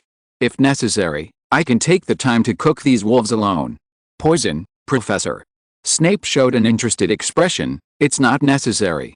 You have to take elective courses in your third year this year. Time is already tight. I believe that as long as the efficacy of the medicine is not affected, the professor will not be too harsh on such a small issue. After a pause, Professor Snape took out a key and took out a golden potion bottle less than half the size of a palm from his locked cabinet. If you feel that your studies are stressful, you must take breaks. It can be seen that Professor Snape is very bad at caring about people directly. This sentence was said dryly and unnaturally, but Adam obviously didn't care about this formal problem. Taking the bottle of elixir carefully, Adam couldn't help but sigh that Professor Snape had spent a lot of money just to get this out. Don't worry, Professor. In order to ensure the effectiveness of the medicine, I will definitely prepare enough wolfsbane potion for the professor. I hope he won't mind drinking a few bottles at a time, Professor. Snape's mouth twitched unnaturally twice before he finally said slowly, I think he won't mind. Chapter 100 Quidditch Test. Adam, finding the empty classroom where Adam usually stayed, Bernard originally opened the door and walked in confidently, but as soon as he took half a step, he was forced to take 3 steps back. It took several deep breaths to calm down. Bernard was silent for a few seconds, and finally searched in his mind what it smelled like. Did you spoil the soy milk? Huh? No, I'm brewing the potion. Adam added the last bit of material into the automatic stirring crucible, looked at the color in the crucible and nodded with satisfaction. It's almost done. All we have to do is continue cooking for 12 hours. Potion, Bernard finally found his voice. What kind of magical potion is this? It has such a weird taste. Wolfsbane potion, bean juice version? Adam nodded in affirmation. Thanks to his previous experience flavoring the twins' prank candies, Adam had mastered how to adjust the flavor without affecting the potion's effectiveness. Of course, under the anonymous entrustment of a certain potions professor, the finished product that Adam brewed might be 2 to 3 bottles more than the normal wolfsbane potion. Wolfsbane potion, Bernard recalled it and found that this was not something he had learned, so he ignored it. Regardless of that, do you still want to continue the operation? In the afternoon, Cologne and Eugene will have their team test, and we agreed to go together to cheer them on. That's good, let's go. Adam set the alarm clock and followed Bernard to prepare to set off. You were not here this morning. When they delivered Nimbus 2002, it attracted a lot of attention. Nimbus 2002, Adam recalled it. I remember that the best broomstick this year was probably called the Firebolt. Really? I don't know much about this. I just heard what they said. Today is a nice day, which is very rare when there are Dementors entrenched at all the entrances and exits. The two came to the Quidditch pitch, and there was already a circle of people on the field. The Hufflepuff team, in canary yellow and copper brown uniforms, stood in the middle, looking sharp. Uther saw Adam and Bernard arriving and walked towards them quickly. You're here, let's go to the back, later. Well, there are all the official team members in front. The test hasn't started yet. Eugene and the others are behind, walking to the backcourt. I saw Eugene and Colin here. You guys are here. How are you? Does this suit me? Colin couldn't help but spin around. To be honest, this team uniform doesn't fit a bit. The Cologne man is relatively thin, and the clothes with the right size seem to fit his shoulders a little bit. However, Adam solved this small problem with a wave of his magic wand, and then compared it to him. Thumbs up, very suitable. Then Adam looked at Eugene, who was talking to another Quidditch player on the side. Compared to Cologne, Eugene's tall and well-proportioned figure can hold up the Quidditch uniform very well. The goalkeeper's armor is slightly bulged by the muscles, and it looks like a wall, giving people a full sense of security. The senior next to him was almost the same size as him, and they were wearing the same uniforms. At this time, he was patting Eugene on the back hard, and the uniforms collided with each other, making a dull sound. Senior. Apifu will leave the team this year, but he is very optimistic about Eugene, explained to them. Apifu was the previous goalkeeper. He was very capable and rarely scored in a game. It can be said that the main reason why the Hufflepuff team couldn't win before was because they couldn't catch the golden snitch. Then told them that Eugene was the only one who applied to become a goalkeeper this year, and with the approval of the previous goalkeeper, it was almost a certainty that he would become a goalkeeper. I'm different, sighed. There are 3 batters who applied this year, and my conditions are not very good, especially in terms of body shape. It is a weakness. Don't worry, we all believe you can do it. The skill of a Quidditch player is much more important than the size. Uther comforted Cologne. Well said. Logically speaking, a seeker should be as small as possible so that he can be flexible enough, but look at Victor Crumb. He's as strong as a bear, and he can still get good results. Apifer happened to finish chatting with Eugene and was about to leave. When he heard this, he patted Uther's shoulder excitedly, but he seemed to have forgotten to hold back, making Uther's eyes twitch. Oh, sorry, I just got used to it. Apifer also discovered the problem and apologized quickly. It's okay, I'm used to it. After hearing Uther's words, Apifer's apologetic expression showed a bit of confusion. Uther rubbed his shoulders, inexplicably recalling that when he and Eugene first got along well, Eugene would pat him like this. No, Eugene was even stronger. Everyone obviously recalled that experience and looked at Eugene together. Eugene turned around silently and started doing warm-up exercises. Bernard glanced at his pocket watch. It seems like it's about to start. Then we'll go outside and wait to see how you perform. Drink some hot water, relax your body, and believe in your strength. I will cook you a big meal after this is over. The 3 of them came to the stands, and the first person to be tested was Eugene. Is it really just a formality? Bernard shook his head. That's not right. After all, there are still strength requirements for goalkeepers. If the performance is too bad, they will still be screened out. Adam said, look over there. The others are still very satisfied with Eugene's strength. Bernard looked over and saw that several official Quidditch players were nodding frequently. After that, several more tests were conducted. Cologne's performance did not seem to be particularly outstanding, but he was not at all inferior to the other competitors. I don't know what the final result will be. In addition, the Seeker, as the focus of the Quidditch game, the competition was particularly fierce. 12 people competed together, but Cedric caught the enchanted golf ball with an excellent result of 3 minutes ahead of the second place, so there was probably no suspense after the test. Cologne looked a little worried. After all, he might be more concerned about his own shortcomings, so Adam comforted him. Okay, don't think too much after the test. Worrying can't change the result. It's better to think about what to eat tonight. It must be said that Cologne's mentality is indeed very good, or does he love food more than Quidditch? In short, after falling into the ultimate thinking of what to eat tonight, Cologne didn't want to think about anything else. In the end, Cologne and Eugene couldn't think of dinner, so Adam decided to cook hot pot. They ate grilled fish first, then added water and other hot pot ingredients. Everyone was very satisfied, especially the grilled fish had no bones. The first class on Thursday was divination, which was held with Ravenclaw on the roof of the North Tower. Adam and his group went up the stairs. They rarely came to such a high floor. However, after reaching the top, everyone found that there was no way here, but they hadn't reached the divination classroom yet. The space around was cramped and empty. However, someone soon discovered a trapdoor in the ceiling, but there were no stairs leading up further. End of this chapter. Thank you very much for reaching the end. Don't forget to like. Looking for more exclusive content and immediate access? Subscribe to our Patreon. Remember, every like, subscription, or donation encourages us to continue. Thanks to everyone. See you in the next video.